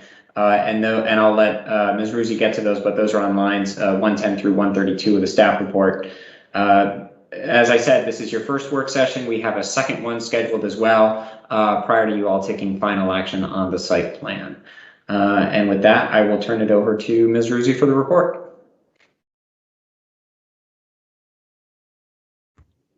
Thank you. So this is the first submission of the Broad and Washington site plan, as Mr. Stoddard just mentioned. Just a little bit of background on the project. The council approved the special exception application and the related conceptual development plan on January 25th, 2021. Site plan submission and approval is the required next step in the process prior to building permitting and eventually construction. Also part of the process at site plan is a subdivision plat that's required for the consolidation of the 4 separate parcels included in the development. The overall application also includes waivers to reduce the total required parking and the required minimum distance between a commercial driveway and an R district. Both of these waivers are fairly common with mixed use or commercial development in the city, and is subject to approval by Planning Commission as part of the site plan. So the Planning Commission is the final authority on approval of site plan and subdivision applications. That's before you this evening. In terms of review, site plans are reviewed primarily for consistency with the approved conceptual development plan, comprehensive plan, site plan ordinance, and other applicable zoning code and regulations. Staff's preliminary review in these areas are provided in the report, but I'll just summarize that section. In terms of the conceptual development consistency, the proposed site plan is generally consistent with the approved special exception, with some adjustments to building setback on Park Place and interior parking layout. Specifically, the building setback on Park Place increased to satisfy the original Lawton Manor subdivision building restriction line. This also resulted in changes to the interior parking garage layout. There are no other changes in terms of use, building footprint, project size, and building height. These special exception parking ratios are generally the same, and the project still entails a mixed-use building with ground floor retail and an anchor grocer at the corner of Broad and Washington. The public open spaces also remain the same. In terms of comprehensive plan and small area plan conformance, the development project is consistent with both plans as evaluated and concluded during the special exception process and approval. In terms of site plan code consistency, the required considerations for approval include consistency with the comp plan, recommendations of staff and advisory boards, and plans impact on general safety and public welfare. So the current site plan begins to demonstrate consistency with many of these considerations included in the site plan ordinance. During review, staff did identify several items to address for additional evaluation as the project moves forward. These include some missing documents like TDM, lead checklist, ADU tabulation, final interim public parking plan, and public access plan per the approved voluntary concessions. Updating the parking layout to improve public parking location to maximize visibility, accessibility, convenience, and connectivity to adjacent businesses. They've already started working on updates and made some improvements to the public parking, so I think we'll hear more from them on that in a little bit. General parking garage details, like locations of bike storage facilities, EV stations, and future conduits. Work from home units, asking them to provide some details and identify locations of these units in the site plan, again, to demonstrate compliance with the approved voluntary concessions. Lawton Street materials, VCs commit to reducing the amount of cementitious panels on Lawton Street facade to an amount equal to or less than the percentage of cementitious panels shown in an earlier iteration of the development. It isn't clear from the current submission if this was addressed, so we're asking that they provide information in the next submission. On ADUs, the City Council provided direction and stated their specific preference related to additional ADUs, unit mix, and AMIs by resolution after approval of the special exception application. That resolution also states that Council's specific preference must be reflected in the site plan. So staff has asked that the applicant provide that information in the next submission. Finally, there are other technical staff review items provided in the staff comments letter in attachment 4. Staff will work with the applicant between now and the next Planning Commission work session to address these issues identified during review. One additional background information before I wrap up with schedule. The Planning Commission held a public hearing on December 2nd, 2020, prior to Council's approval of the special exception. The Commission recommended approval of the project with 3 recommendations that included increase in the EV conduits, adjustments to VC provision regarding the percentage by which the ground floor square footage could be redistributed, and for Council to explore opportunities to increase ADUs in the project.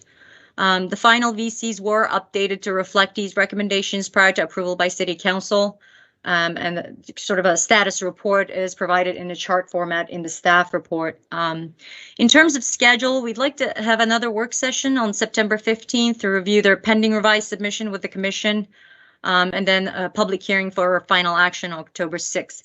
That's all I have from the staff report. I'll turn it over to the development team for their presentation, and I'm happy to take any questions after that. All right. Thank you, Keith. I'm Maury Stern with Inside Property Group. It's good to be back in front of all of you and in the next phase of this project finally. I'm joined by Ed Newman from Insight, who's our lead developer on the project. Joe Riley Ryan, who is with Bowman Consulting. Who else? Neville Fernandez, who I think you all know from previous meetings, who's our architect from MV&A. And then Kara Ramsey from Parker Rodriguez, who's our landscape architect. So we'll run through very quickly, kind of an overview. I think most of you are very familiar with site, but for the new folks on the commission, I'll go through some of the basics, and then we're happy to take any and all questions and comments. So if you don't mind going to the next slide, just briefly, I touched on the core team that's here is the same core team you all have gotten to know over the years. But you can see here we filled out our team with all the other consultants and are moving full speed ahead with the project down the path with site plan, but also design the building to go in for permit later this year, and hopefully start construction sometime in spring or summer of next year.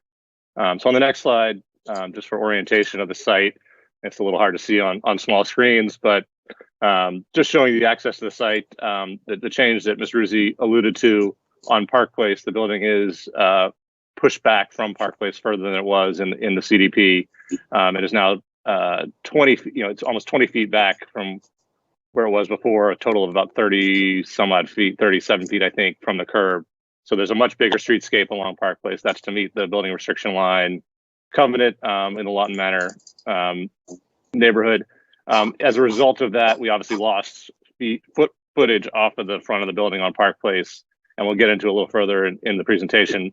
But that changed the layout of the parking at the Park Place level and necessitated really, or for ease of access to the parking, we now have two entrances on Park Place, whereas in the CDP we had one shared entrance for Whole Foods, the public, the retail, and so we'll get into that a little more detail later. The other big move was that if you'll remember the transformers, all the transformers for the project were at the corner of the park that leads from Lawton to Park Place, but on the Lawton Street side of that park, up against the building, and that was a big point of contention amongst a lot of the neighbors that they didn't want to have transformers right outside their front door. So we have figured out how to move them, and I don't know if Ms. Bazemore can highlight the area kind of near Park Place with you see a bunch of gates leading out from it. That's where the transformers now are on structure in the building footprint as opposed to out in the park, and that's opened up the park a little more and made that park a little bit better. The landscaping, if you go to the next slide, the plaza, the linear park are all exactly as they were during the CDP. As I mentioned, though, the linear park got a little bit better with the transformers moving into the building as opposed to being adjacent to that park. But the plaza is exactly the same, and you'll see the sort of streetscape has developed here. And then on the next slides, these are the same renderings, or very similar renderings to what you saw during the zoning process.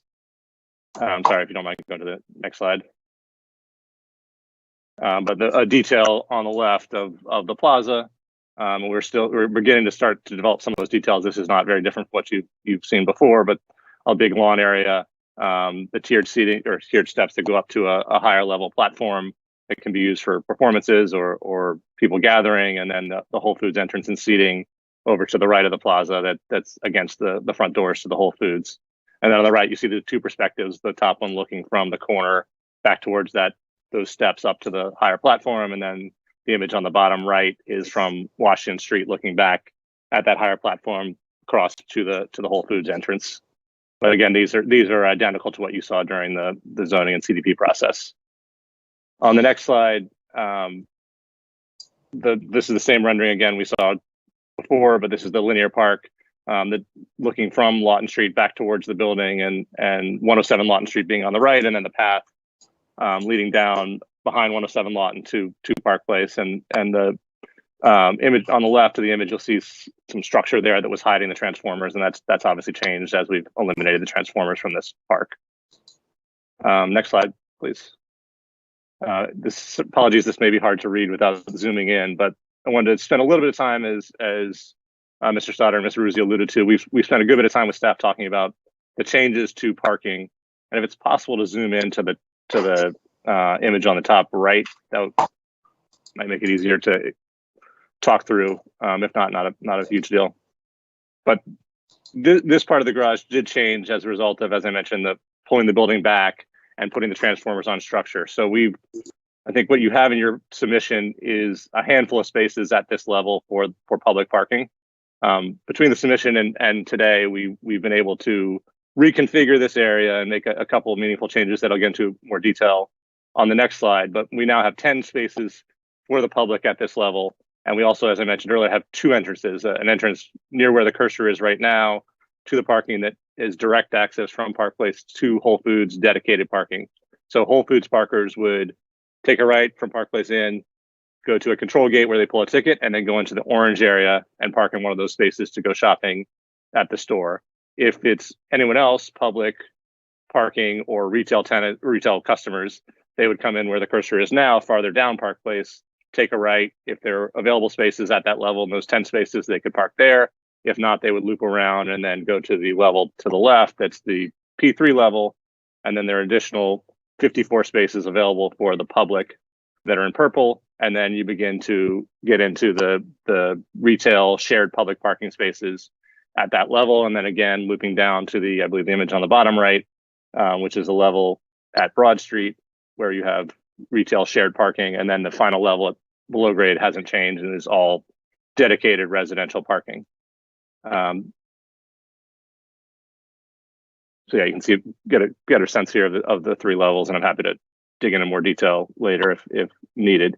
But if you go to the next slide, I can explain a little bit better what's happening at Park Place. So there, a couple of other moves we made here was to try to make the pedestrian access back to parking, or when people park, getting out to Park Place and getting to the businesses adjacent to us and across the street. So we have a single elevator that goes from this level all the way down through the garage. And that was the elevator that anyone who's publicly parking here as part of the public would take that elevator up. And there's a lobby on the right level labeled public lobby. They would exit into that public lobby and then straight out to Park Place.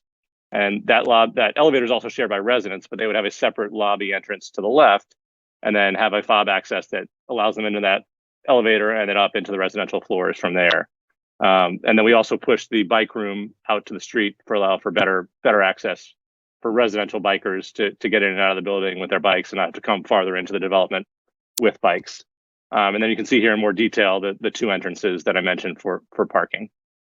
And then the other change we've been working through, it's not necessarily in any document you have or in front of you, but we've talked a lot with staff about how the operations of the public parking will work and the interaction and interplay between public and shared public spaces. So the current proposal we're putting forward is to have all of the spaces that are public and or retail / public open with no gates, and anyone can access those from either the Park Place entrance here or at Broad Street and make their way up. And then our idea is to use a technology, something like a Park Mobile. Park Mobile is known by most people in the DC area. There are other technologies similar to that do the same thing. But we would stripe the 64 dedicated public spaces in one color or with certain numbers, and then the rest of the spaces would be striped differently and have a Park Mobile meter at those spaces with a code you put in your phone to pay for those spaces. And then there's an ability through Park Mobile for our retailers or adjacent retailers to validate by giving a customer a code that then they put in the app, and they're comped for that parking.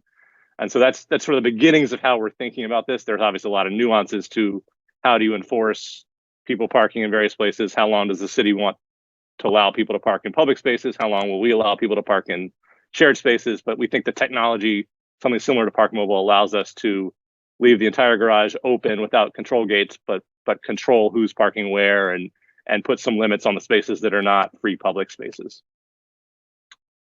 If you go to the next slide, I'll turn over to Neville to briefly walk through the architecture of the building, and then we're happy to take questions. Thank you, Maury. What will follow, I think, are 4 slides that show the progress that we have made till now. The model that we've used for these renderings it's actually our production model. It is not the same model that we used during the CDB process. This model is a Revit model that will eventually produce the documents for construction. So what you're seeing is really a peek into the way we are going to produce these construction documents. We're starting with the Park Place side of things, just to continue with the previous slide. Again, as it's still a work in progress, so some of the landscaping may not necessarily be properly updated or may not be current. But in general, again, just like you heard from staff and just like you heard from Maury, there is not much change in general to the building design or the massing or the density. Along Park Place, we still have 3 residential levels on top of the garage entrance levels like you're seeing out here. And the only difference is that at the garage entrance level, you're now seeing the 2 entrances. The one closest to the viewer in this rendering is the one that leads straight to the Whole Foods parking, and the glassy lobby that you're seeing behind the white car is really where everybody would be entering or stepping out of after having parked. And then if you keep moving to the left, you'll see kind of a dark, exactly right there. That is a second entrance. That would be the public entrance. I think one nice thing about having the building pushed back is it kind of improves visibility while driving in from Park Place, and you can see both entrances pretty well. They're still working on the signage, so I think, signage and colors, so I think we'll be able to improve the visibility to both these entrances so that there's no confusion for users. The increased dimension from the curb to the building, I think it stands at like 31 feet or so. I think that's going to help tremendously with for motorists as well as for pedestrians and bikers who are approaching from the linear park that's at the end of the street.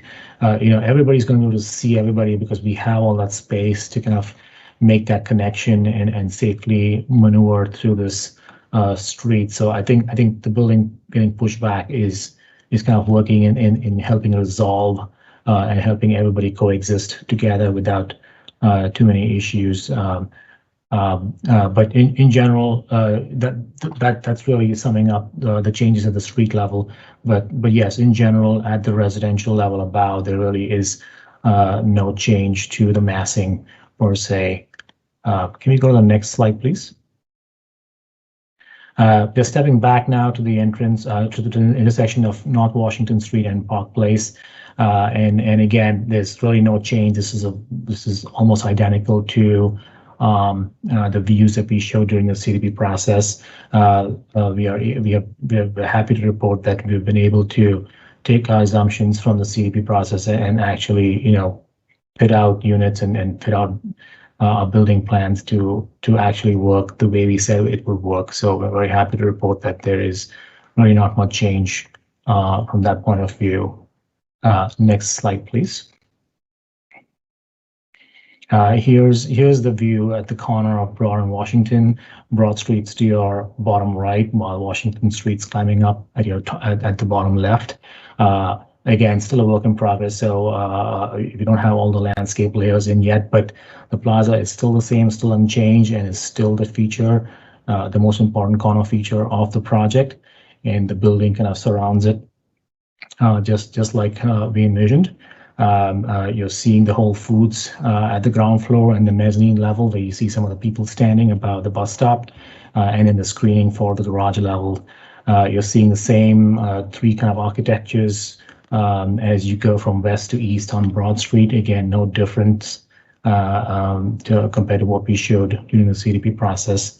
We're really excited how this is turning out, and as we keep working, I'm sure we'll be able to add more and more detail as we come back to you for the second work session.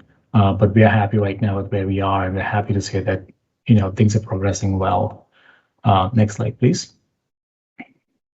Here's a view again at the east end of Broad Street. Again, all the architectural thought and design input is really unchanged. All the articulation and thought at how we modulate the massing of this project is really unchanged, and we think is working really, really well. We're still working on, again, some of the landscape layers are still not in here yet, and some of the building details are still not in here yet. But we're very, very happy to say that this is pretty damn identical to what we showed in the CDP process. I think this is the last slide we have. So if anybody has any questions, please feel free to fire away. Okay, thank you. Any questions from commissioners? I'll get started. I think, well, overall, yeah, I agree. It's generally consistent with what we saw at the special exception phase, and I agree. I think the architecture is, really developed nicely based on like some of the comments we had at that time. Just for the garage, I think I asked this back then, but just to confirm in site plan, I don't see any requests for any types of modifications or anything related to the dimensions of spaces and columns and column width. Just to confirm that, I didn't see anything like that. It looked like it actually was fairly well situated or sort of laid out, rather. Can you just confirm that? Yeah, we are still working through that with our structural engineers and with our parking planners.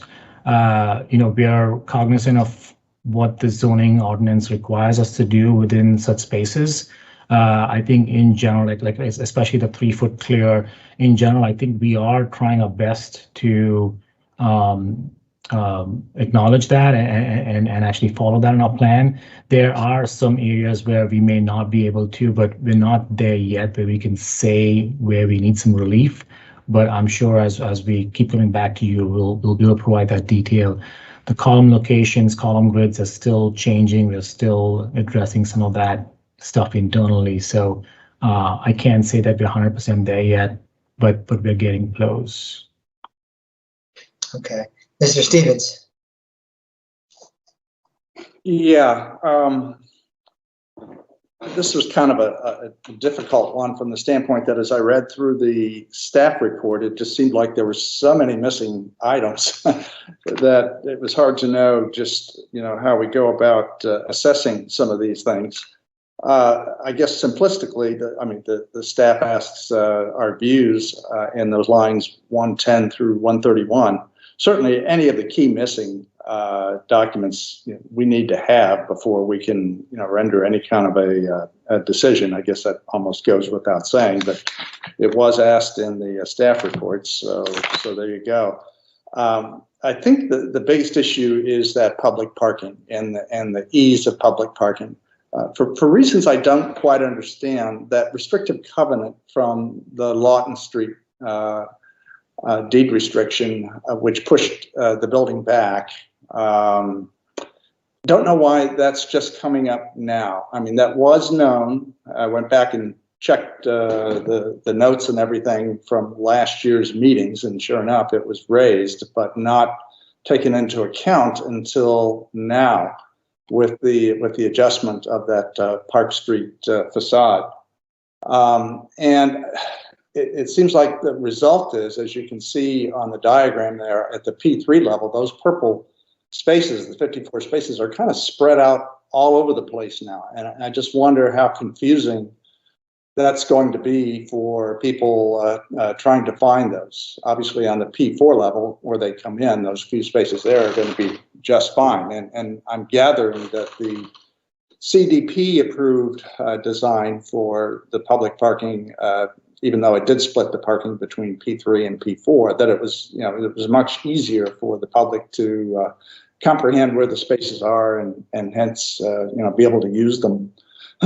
So that's a concern of mine right now. I know that there are discussions, you've indicated discussions are continuing with staff to try to work on a better solution for the public parking. And, I would certainly be looking for better results when this comes back in a future work session. So as far as some of the other specific items that staff asked about, location to bike storage and EVSE, yes, those all need to be identified. I think your quick presentation, Mr. Stern did indicate a nice location for the bike storage facility. So, I certainly appreciate that. There weren't any details on the work from home units, and clearly, we'd like to see that. And there were a number of things indicated in the development review team, the DRC comments. And of course, those all need to be addressed as well. Just a few odds and ends that I'll be looking for on the subsequent work session and site plan review is just to ensure that those utility poles along Park Place are indeed shown on the plans as being undergrounded. In addition to plans for trash removal, I'd also like to see the plans for recycling and hopefully, and I think we did discuss this earlier, composting. And then finally, there was mention of a bus shelter won't be needed, but I thought that the Fairfax connector was going to pick up those routes. I may have that wrong, but if that's the case, wouldn't we still need the bus shelter? So I'll leave it at that, since I'd say more, but there's so many things that are not known at this stage that I don't think I'd be helping out matters. So I'll leave it at that. Thank you, Mr. Stevens. Well, Mr. Stoddard's hand is up. Yeah, I just wanted to provide an update on the bus routes. The other questions, I think, I think those are good questions for the applicant to respond to either tonight or in the resubmitted materials. But specific to the bus route, that was actually a request by staff to take the cash in lieu payment. The reason for that is that the currently the only bus that runs along the Broad Street frontage of the site is the 28A route that's operated by WMATA. It runs from the King Street Metro roughly along Route 7 with some deviations up through Falls Church and into Tysons. Beginning September, I may have the exact date wrong and there will be public notices about this, but beginning in early September, the route for the 28A is going to change. Currently, it runs with 20-minute headways all day.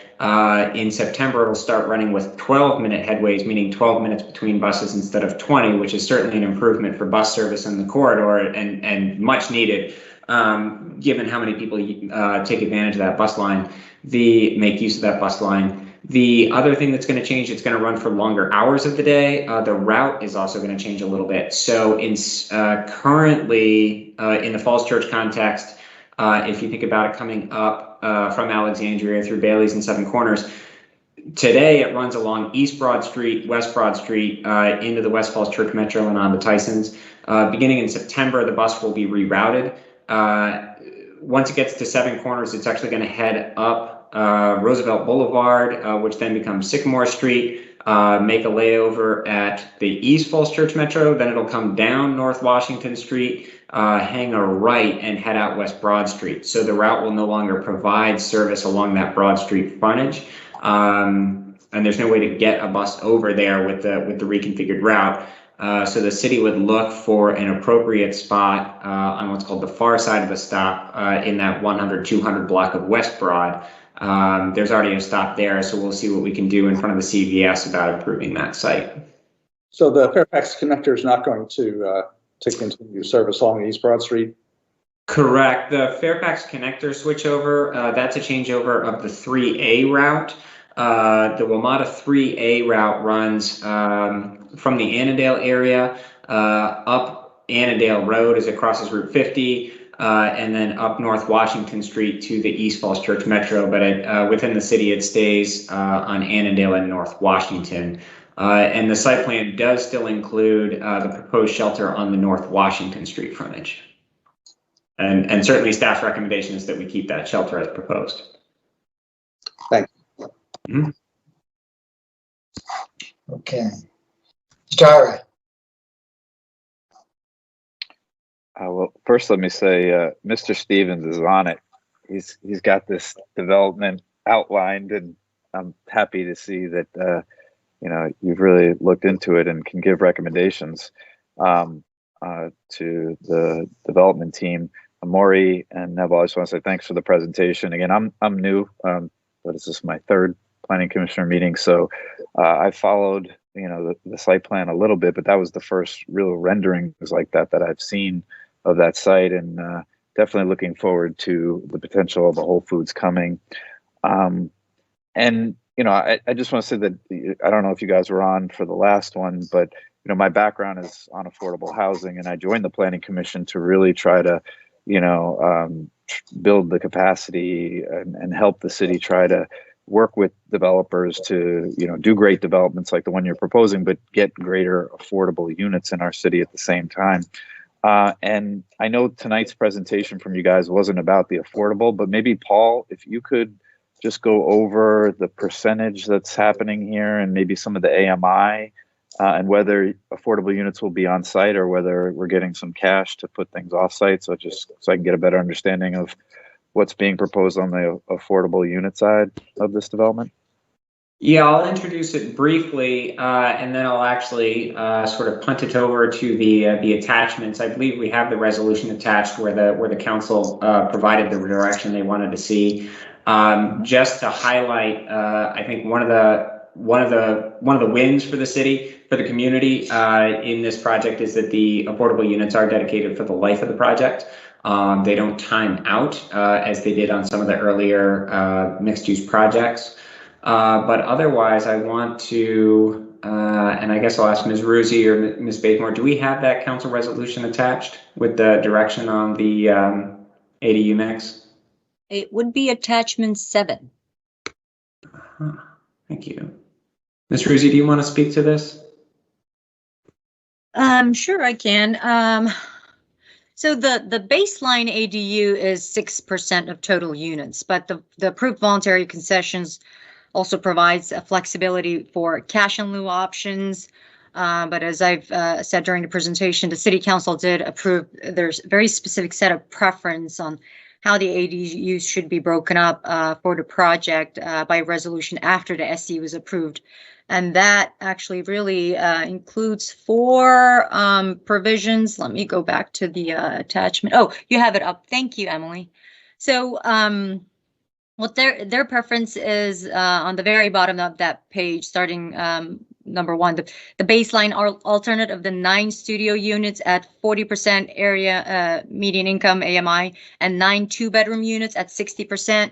15 additional studio units at 80% AMI, and the cost of those additional units is to be deducted from the voluntary concessions number 6, and number 6 happens to be the schools cap costs contribution, and then offset from number 13, voluntary concession number 13 is actually the financial contribution towards library, parks, and recreation. So that was the city council's preference. Yeah, thank you for reviewing that. Okay. And I just to say we have that same mix in our current mix of units. It's not included in the site plan, but that is what we're including in our mix of units now. Is exactly what's on the screen there, number 1 and 2. Okay, great, thank you.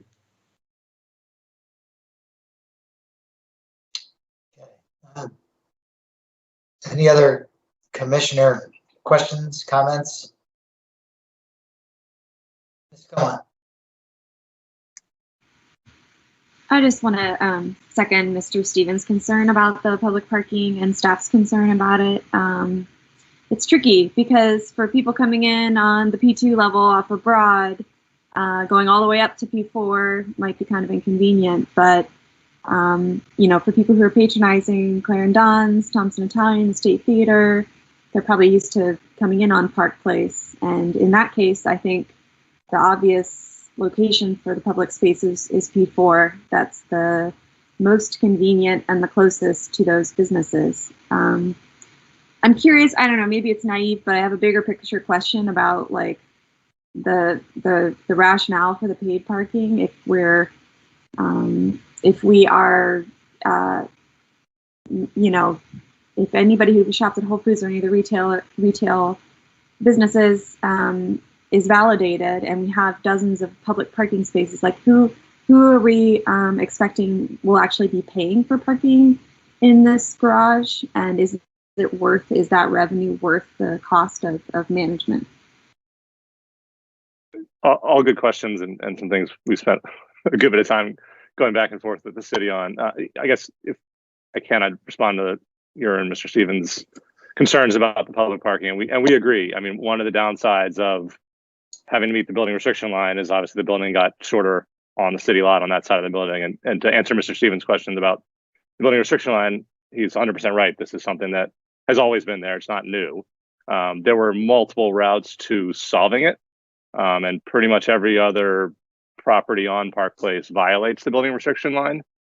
So one route would have been a fairly lengthy legal fight, not a fight is the wrong word, but legal process to have a court rule in our favor that we could violate the building restriction line. And that would have required filing suit against each of the owners in Lawton Manor, which we felt like was not the right route to go for many, many reasons. So in a couple meetings with the neighbors after the special exception and CDP were approved, we came to the solution that everyone would agree if we pulled the building above grade back to the building restriction line, that would meet the spirit of the building restriction line, and below grade on the P2 and P1 levels, we could bump back out. So that was sort of the rationale behind why this occurred after SC approval. But as far as public parking, you know, we have modified the plan you see here on the screen from what was submitted, and gotten to now 10 spaces at grade at Park Place. The approved SE CDP package was 22 spaces at grade, and the rest at the P3 level. So it's always been that the majority have been at the P3 level.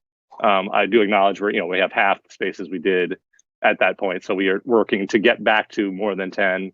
I don't know that we'll ever get back to 22, but the other change though that I think is beneficial is before you entered at the same place as Whole Foods and you made a left, kind of a U-turn around to the right, and then down to the P3, which to me is a little more confusing than now, where you enter at P4 at Park Place. If those 10 spaces are available, you obviously will park there, and then you take a right, a single right, and you're down to the P3. So it's a simpler route to the majority of spaces, which have always been at the P3 level. And then we're clustering them all as close as possible to that elevator and lobby that I talked about on the slide after this, so that it is as close as possible to pedestrian access to and from Park Place. But we do acknowledge that the approved plan had more spaces at P4, and we're doing what we can to work with staff and figure out solutions that will get more spaces at that level. And then I guess your question about the revenue, we're not doing it, and I've said this plenty of times before to City Council, to probably this commission as well. We're not intending to make revenue off of the parking. We would ideally love to just have it all be open and free, but from both sides, the public and city side and our side, there are concerns about people parking in the spaces that are designated for other uses. So one concern we've heard over and over again from the city is, what do we do to prevent our residents and our guests from parking in the public spaces? If they're truly public, well, there's nothing we legally can do, but we can use technology to enforce that, and management to enforce that. And then from our side, we want as many people as possible to use those spaces, but we don't also want a big event at the State Theater, or that combined with Clarendon's and Thompson's being full and our restaurants being full, mean that people who are coming to our development have no place to park. And so we need some mechanism to enforce, and we're using charging for it as the mechanism to enforce who's able to park in those spaces. We're not doing it to make revenue. I don't know that there'll be that many situations where that occurs, but it's a concern we've heard over and over again from other stakeholders, and we're trying to respond to those concerns, but also open to ideas of how better to handle that as well. That's not the be all and end all solution by any means. Thank you. Makes sense. Okay.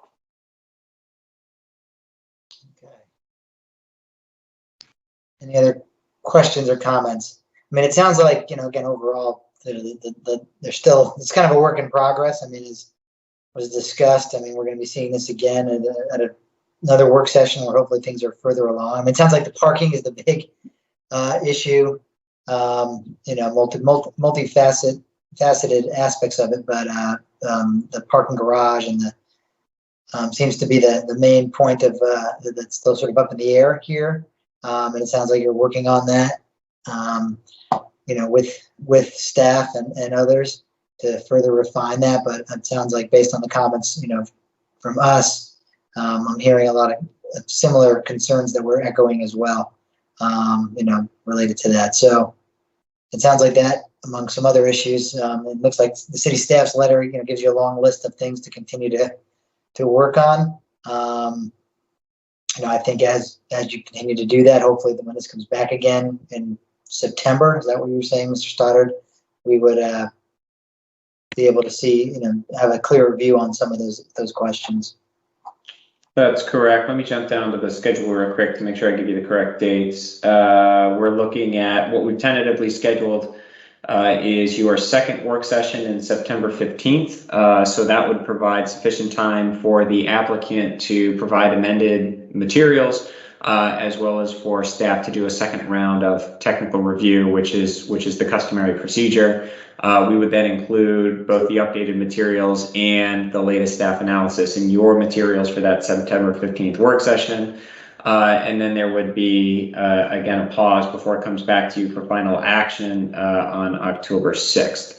And of course, that the timing between the second work session as well as the public hearing, of course, assuming a satisfactory response to the comments, would also allow time for any final tweaks or changes to the submitted materials. Okay, Mr. Stevens, I saw your hand pop back up. Sorry, there was one item that came up at the Architectural Advisory Board meeting that I forgot to mention that I think is relevant to us, and that is the responsibility or the need to have responsibility clear on the maintenance of planting areas that are in the right-of-way, whether it's the city or the developer. There should be a clear responsibility so that we don't wind up with a situation as we have, I guess, in some parts of the city where the planting areas have kind of been let go and they don't look very good after a few years. So that's one thing that they mentioned in the AAB, and that hopefully we can have some clear line of responsibility sketched out in the site plan. And just briefly in response to that, Mr. Stevens, I didn't get a chance to say this to the AAB, but in other jurisdictions, whether the jurisdiction requires us to or not, we're going to maintain those plantings. It's our front door, and if we'll look to the city to tell us what the standard is here, but if it's our responsibility, that's fairly normal in other jurisdictions, and we're completely used to doing that and making sure that our front door looks as good as possible. Okay, very good. All right, Mr. Stoddard, is your hand back up, or is that from before? Yeah, I was just going to say that it is customary on recent projects, and that is, I think that's a change for the better. On recent projects, the city has been negotiating with the applicant for long-term maintenance of those streetscape amenities. I think past practice in the city, when the community first started approving these projects, the expectation was that city resources were going to maintain those. And oftentimes, city staff has asserted sort of a sole ability to maintain those things. And what we've found through the years is that actually it works better if we partner with the developer. I think, as the applicant said, they have a very strong interest in making sure their front door looks nice and marketable. And that was actually included as policy guidance in the recent city small area plans, going back to the West Broad Street plan, the streetscape standards adopted in 2017. And all development projects since then have negotiated with the city for long-term maintenance, that the long-term maintenance be done by the applicant. And of course, the specific language of that still protects the city interest in terms of tree health, making sure that trees are maintained by licensed arborists with the city.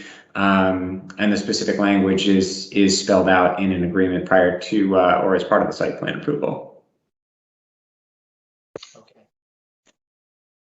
All right, well, with that, sounds like the applicant still has a fair bit of work to do, and we'll look forward to seeing the fruits of that work when you come back in September.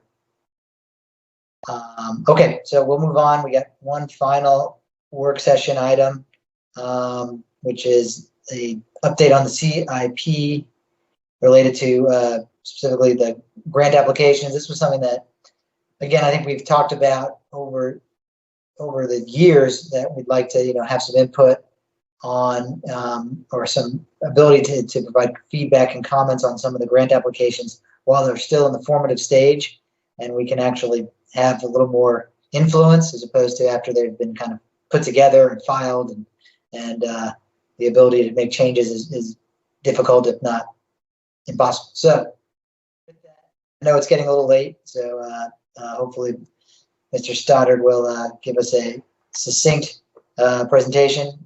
But with that, I'll throw it over to Mr. Stoddard. Sure, I'll briefly introduce it to the item before handing it over to the lead staff on this. But Chair, you're correct. The idea here is to take another step forward in collaboration with the Planning Commission on implementing the city's adopted CIP capital improvement program. As you all are probably familiar, I say it a lot, but you all have a charter role in not only preparing the CIP, but also reviewing the urban design of public projects as well as private projects in the city.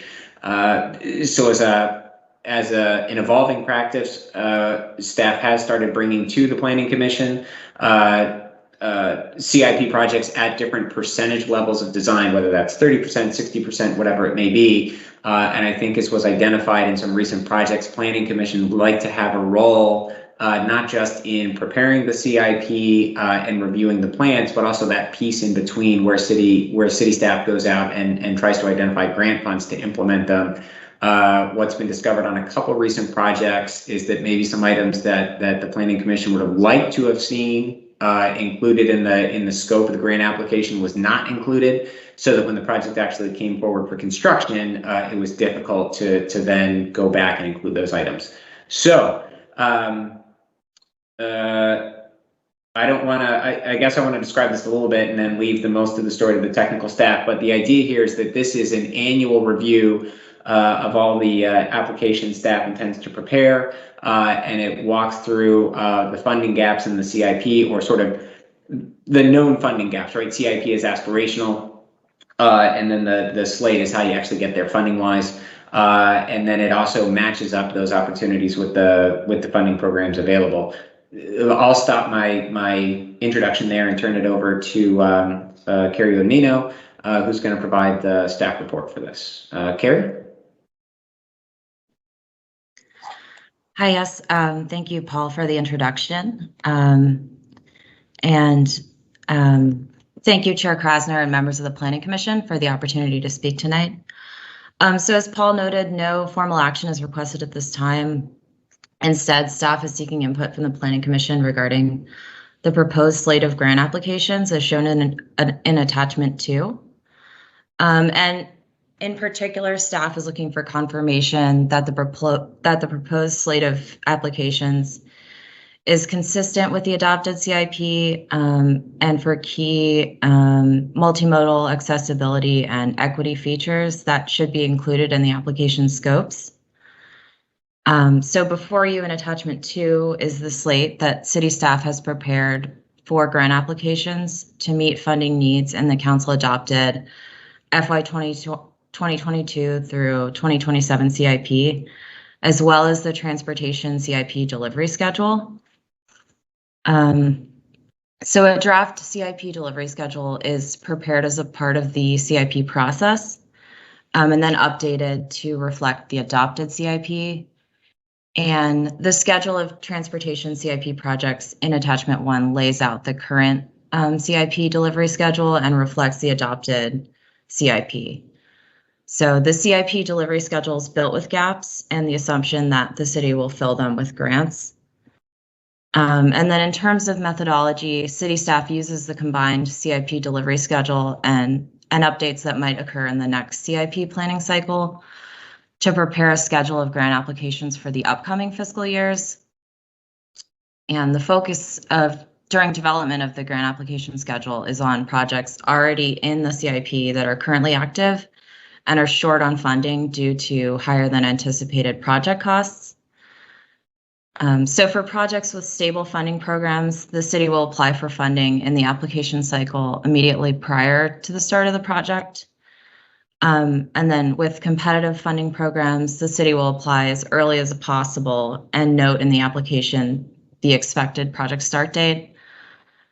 For revenue sharing, since the funding has been spread out and moved out a few years due to impacts of the COVID-19 pandemic, the city is now applying based on available match funding.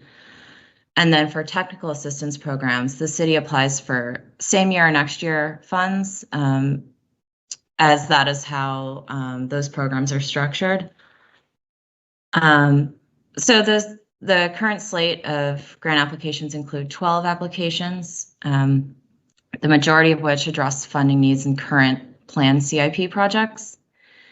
And in terms of fiscal impact, city staff work to maximize the use of local funds to the extent possible by looking for programs with more limited local match requirements. So with that, I'll pass it over to Caitlin, the city's grants manager, for an update on the CIP delivery schedule and anything she has to add regarding the slate of grant applications. Thank you. I think, Ms. Onino, I think you pretty much covered all of it. I think I'm just available to answer any questions, if necessary, about the CIP delivery schedule or the CIP true-up, like you mentioned. Yeah.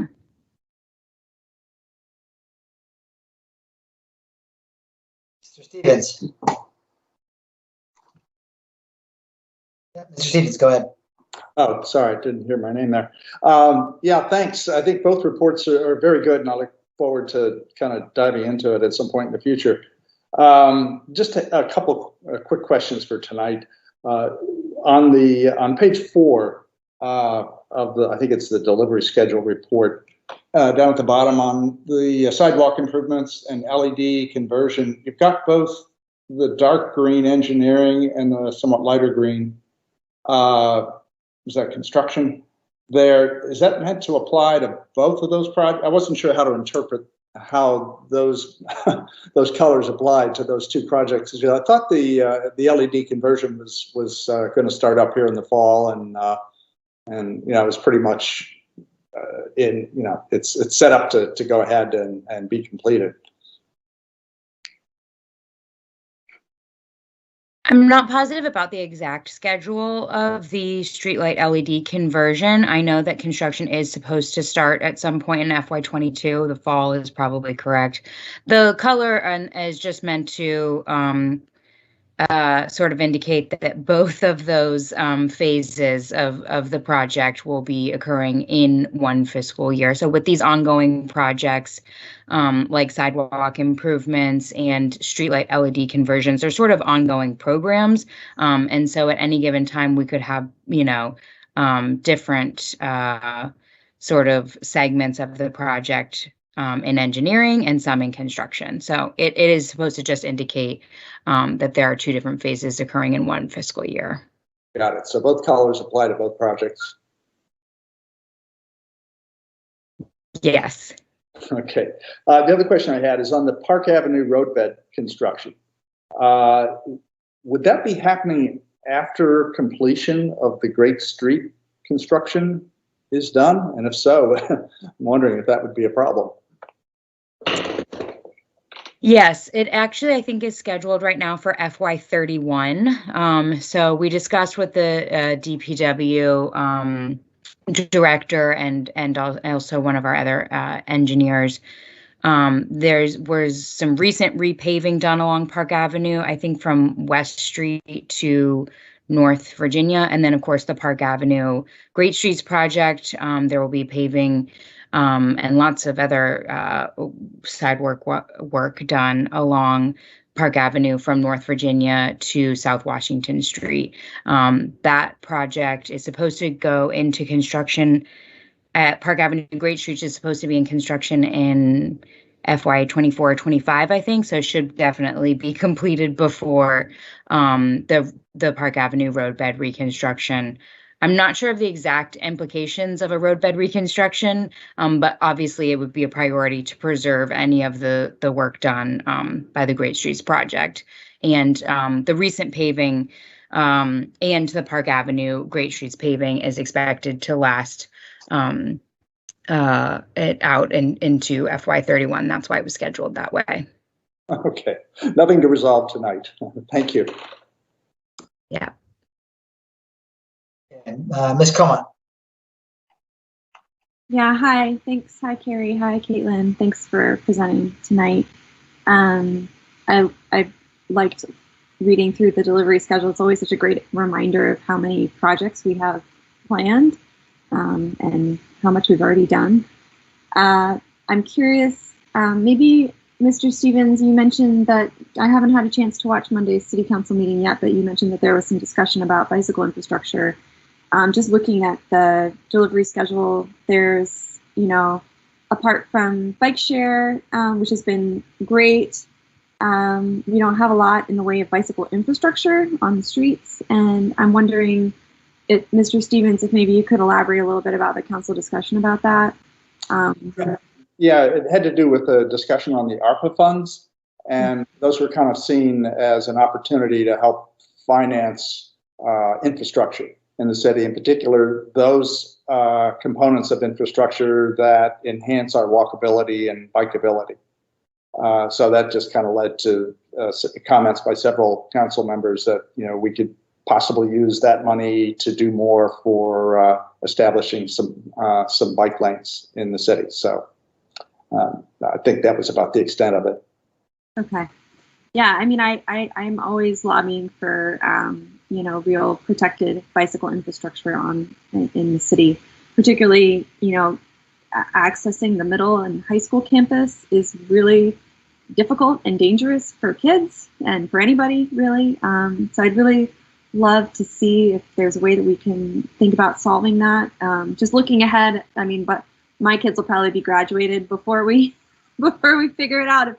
If this is everything, and I know we are adding projects all the time, but I guess I just want to encourage you to keep working on that and keep trying to add bicycle infrastructure in the city if you can. I know a lot of our residential streets are bikeable just as they are, and that's fine. But I think there are areas that are in need of real bicycle facilities. So I don't know if that's the kind of feedback you're looking for. That's sort of a suggestion of a different project, but that's always on my mind.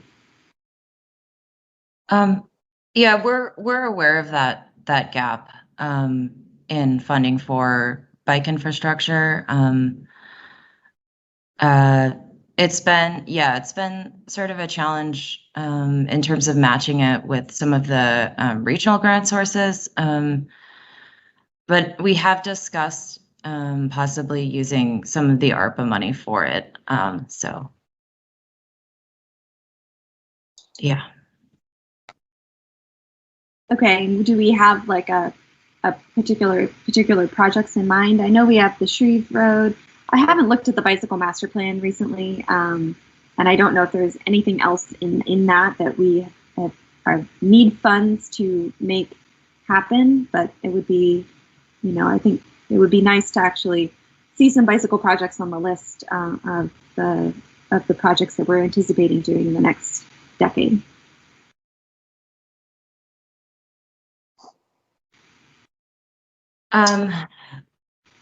Yeah, I guess I'll take that question. I think in terms of specific routes, like typically we would have a meeting with the community with different options for what they would see for each, you know, for the street. And so with some of the grants, you're sort of tied in to whatever you apply for. And so I think that's sort of another issue with it, but I've been to some of those meetings. I remember the one about West Street when that was rebuilt. In my experience, the residents of the streets are, you know, more interested in preserving the street parking that they have available. I guess I just feel like we need to take a more holistic view of these decisions. Sometimes these are public streets and there are other users that you know might be better helped by bike lanes on that street instead of street parking on both sides. So I don't think it necessarily should just be up to the residents solely making those kinds of recommendations. Just maybe a little different. You just mentioned those meetings, and I think they can cut both ways. Derek, I see you put your hand up. Did you have a comment on?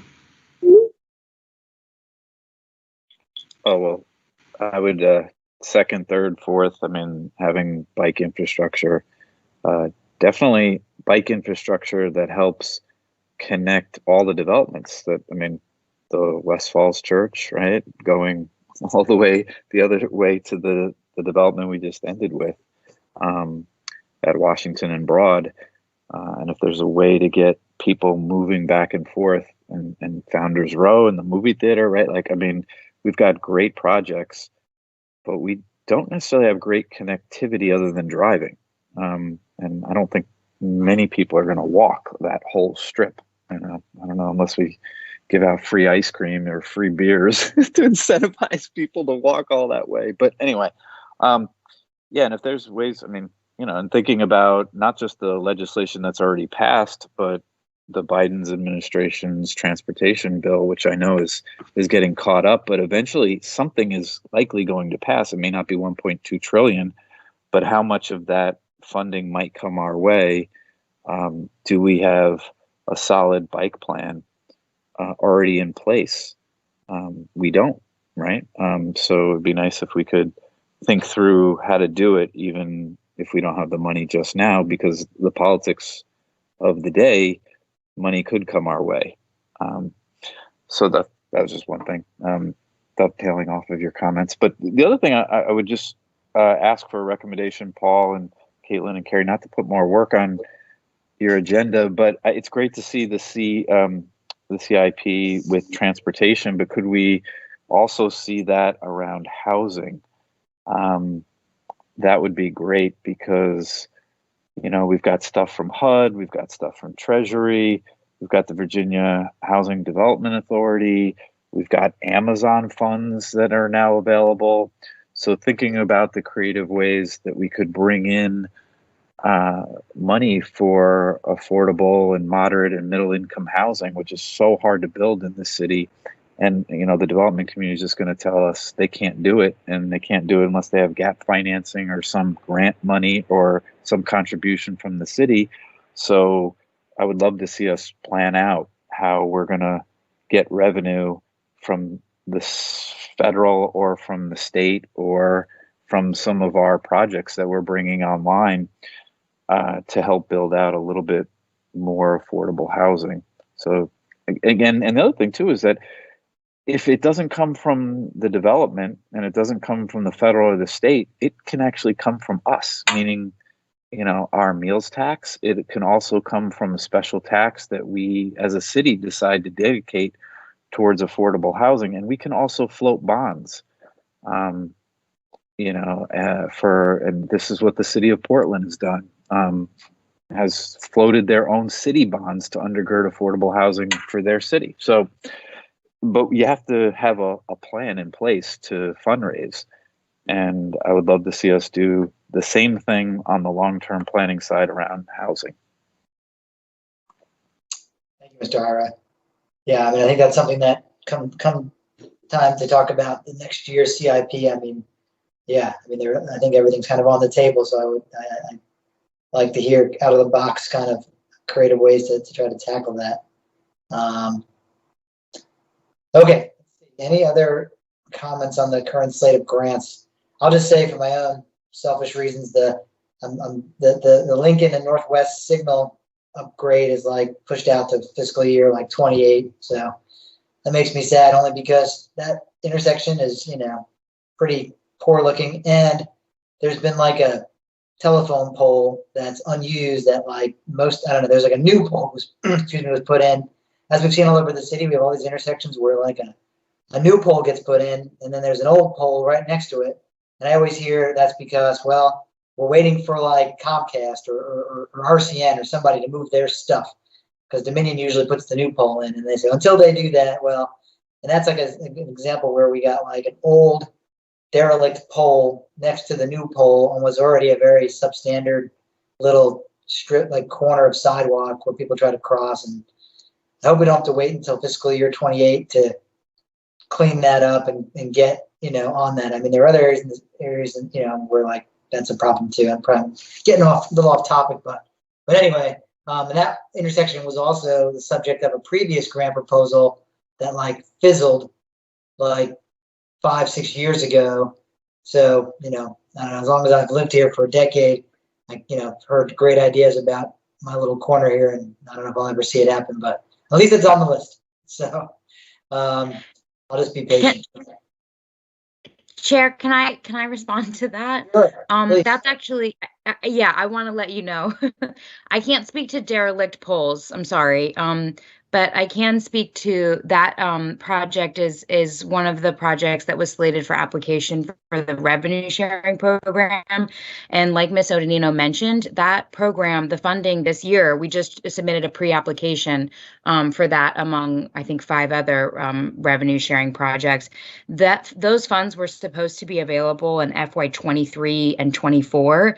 And the entire program was postponed out to FY27 and 28 due to COVID state revenue impacts. So we're also excited for FY28 because, as mentioned in the staff report, that's what our local funding match allowed for, since with a 5-year delay, we had to add so much escalation. But we are hoping that revenues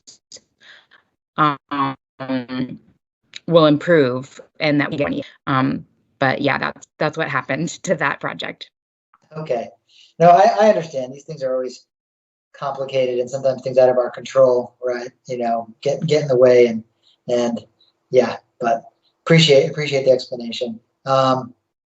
Okay, let's see. If there's I don't see any other hands up. And it has been a long evening. Appreciate everyone for sticking it out here. Unless there's anything else, I know there's first of all, anything else on the grants before we wrap up? I'm not seeing anything. So again, thank you, Caitlin and Carrie for providing that information. I know we'll be continuing to dialogue with you folks and others on some of these projects. I'm excited to see that the trail crossings too is that's going to be kicking off a lot sooner, and we're all looking forward to that. I just noticed that on the list too for construction starting in the fall. So okay, so there's nothing else on that. We'll kind of wrap it up. I do see we have one item of correspondence, which was really folks. I'm sure if you've seen the letter, it's kind of like an FYI from a citizen identifying some issues on a subdivision. It's kind of more of a private matter ultimately between neighboring property owners. So unless anyone has any other comments on that, yeah, that item. So I don't think we need to really spend too much time chatting about it. It's somebody making some observations about some surveying issues between 2 private property owners.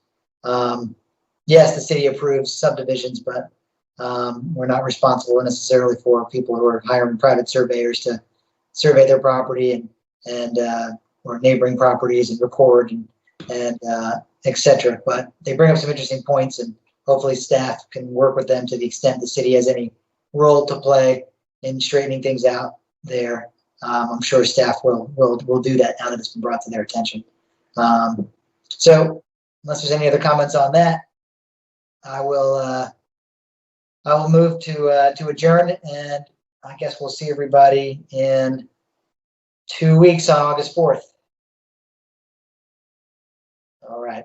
Well, thanks everyone for sticking it out. We're only actually 10 minutes behind Paul's prognostication schedule, so that's pretty good. Good night, everybody. Good night. Good night. Take care. Bye. Well.